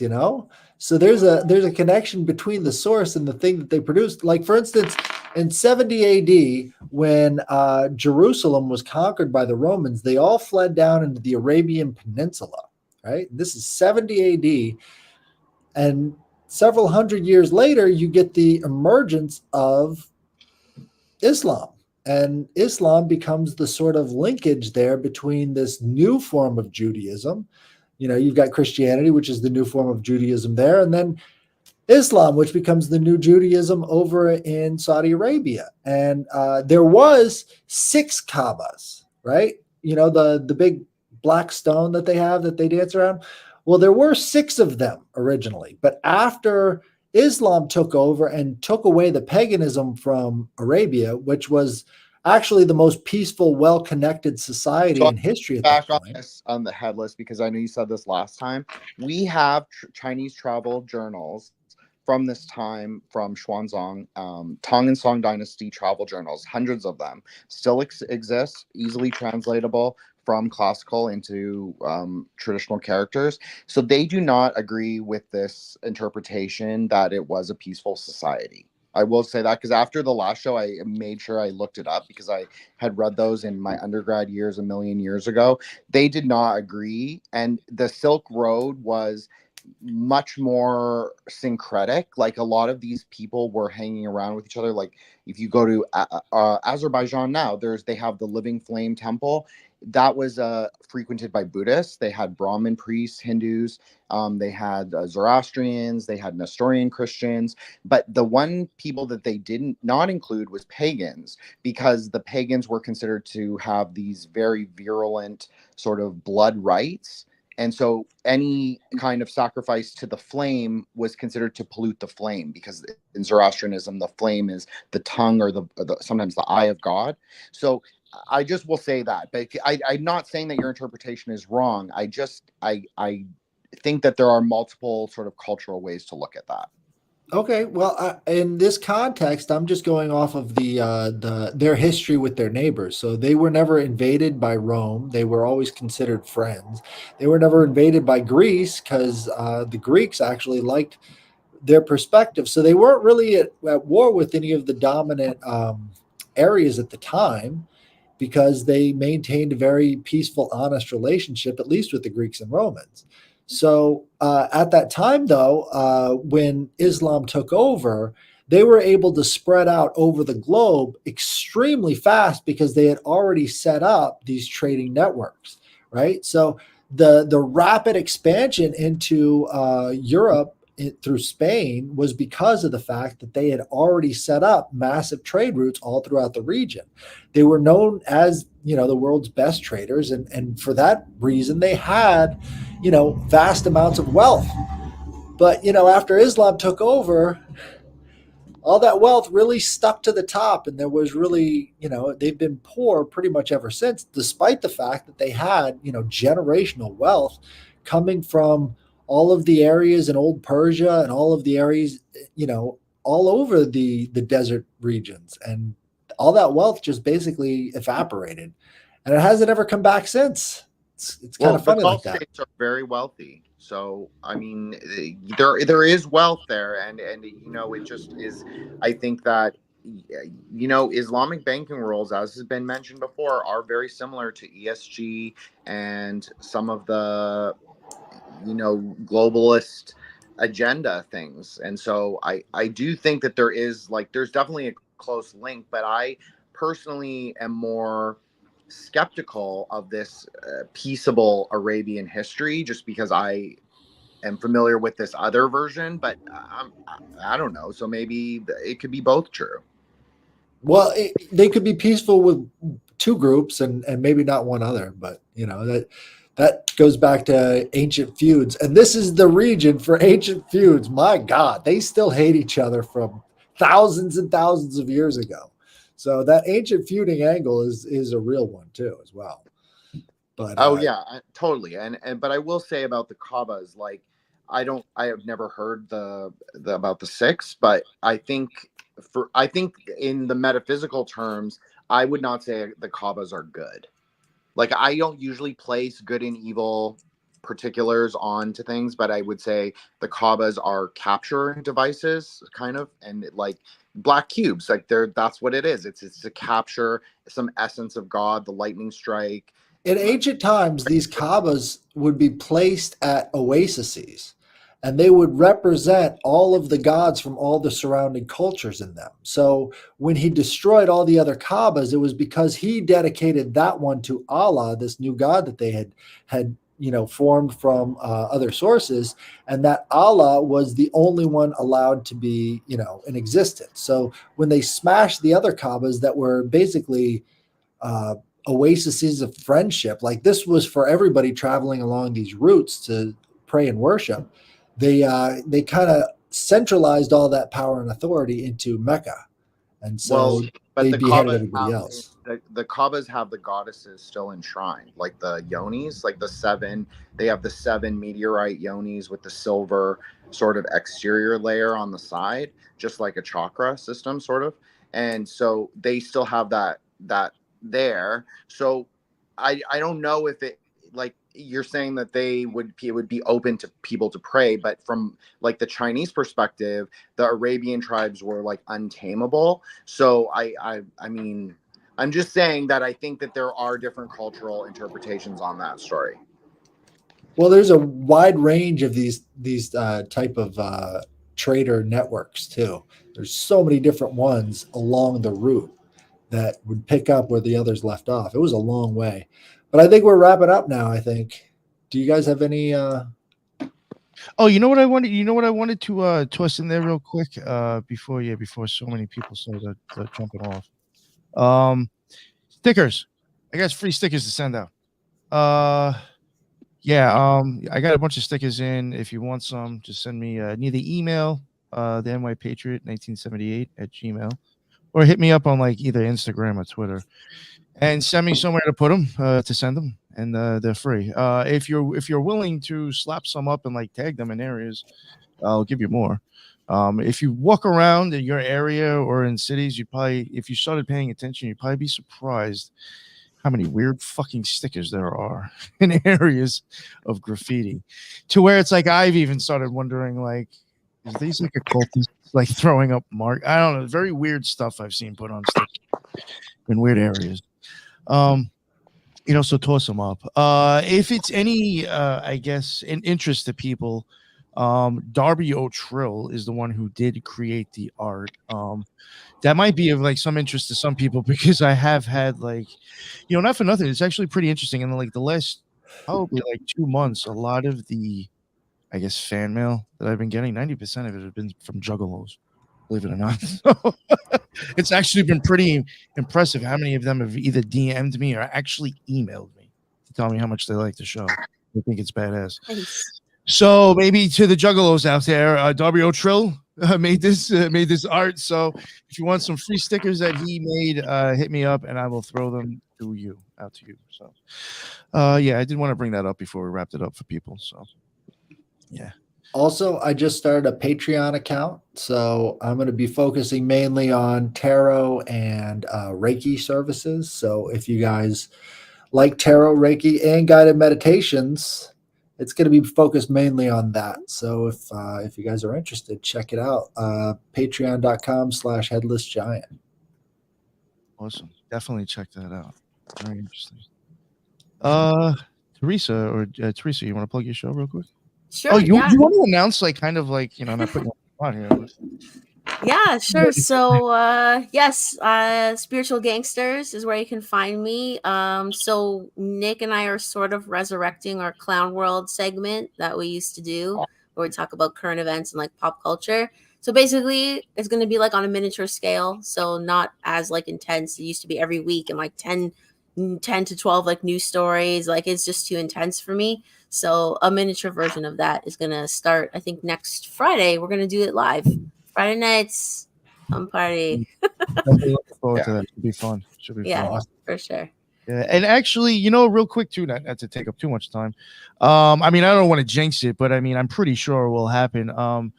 Probably like within a month or so, me and JJ might actually start doing like a bi-weekly thing as well on Nice. during the day on Tuesdays. So and it's probably more of like him bringing topics to the show, honestly, but it should be pretty interesting. I know some people do like his style, so that's something to look out to, a change in the show as well. And Jen, let everybody know where they can find your amazing work. Sure. So thanks, guys. Let me just say that. I know I talked a lot this episode. I apologize. Thank you, Nick. Thank you, Teresa. Thank you, HG. Really great. You can find me on Twitter, or X, Wukong Reborn, WUKONG Reborn. My show, Threshold Saints, Spotify and Anchor. Tracy Twyman Part 2 will be out in the next 2 days. I was supposed to come out today, 22nd, but I just was slow. So I apologize for that. But it is coming out. And Sunday, we will be doing the first reading from our book club, our Grey Lodge book club on Twitter. So if you want to listen in, you can follow me and you'll see it and you can join. And we're reading Inner Secrets of Taoism, Part 1. So nothing too heavy. We're just going to start out all equals. It's a big group of 60 people. I couldn't even believe it. And yeah, I don't even know where they came from, honestly. From Twitter. So we're doing that. So that's what I'm up to. Very nice. Hell yeah. Very nice, man. Oh, when is that Pico episode going to drop? Okay, so I'm recording with Greg on Sunday, so hopefully I think I labeled he loves 9s, so I gave him 27. Oh, very nice. I highly suggest for the listeners, because I covered him and like one or two other people in one show. It was just kind of like a basic brief history of the man, because I think he's someone of interest. I would highly suggest the listeners to go check out this show if it's going to be specifically on him. He is somebody I suggest to go learn more about. It's just my opinion. Awesome. Thanks, Nick. Of course. That was a banger. The four-headed beast brought it again. I had a good time. We all had, possibly different perspectives on things on that. And I thought it was an interesting chat. We all acted like grown-ups, and so did everybody else in the live chat too. It was amazing. And I like how that happens on the Occult Rejects. No fires. There's no fires. If we don't sit here and argue and bicker, we might actually get somewhere. So, Right. I love it. Thank you guys. Yeah. Thank you, Headless, for bringing the topic up. 100%. Thank you. Yeah, this was good. I think this is so topical because, like I said, we got to re-examine these beliefs. At the very core is a value system, and that's what the problem is all of these differing beliefs change the value system, and then the values compete against each other. We need to have principles, not just values. And you know what, as an occultist, I'm just going to put it this way too. When you I would even say reevaluate, even if you're a religious person, I'm not saying to stop the religion. Maybe look at it a little bit more deeper. As an occultist, just for me, my opinion, looking at the way I look at it, honestly, it's much more of a beautiful idea than it was prior to I got into magic. I could say I actually respect the Bible more now than I did when I thought I was fucking reading it. I'm just for real shit. So maybe it's just a little bit deeper than most people think. Not saying it has any less value. I think it makes it more beautiful. It's written in Koine. There has to be some esoteric element to it because that's where it comes from. Yeah. All right. Awesome. Thank you all again. And again, to the chat, the live chat. That's why I go live. We had awesome chats in there. We had a lot of stuff added. Thank you very much again. And that is the end of another Occult Rejects. Until the next one, everybody be well.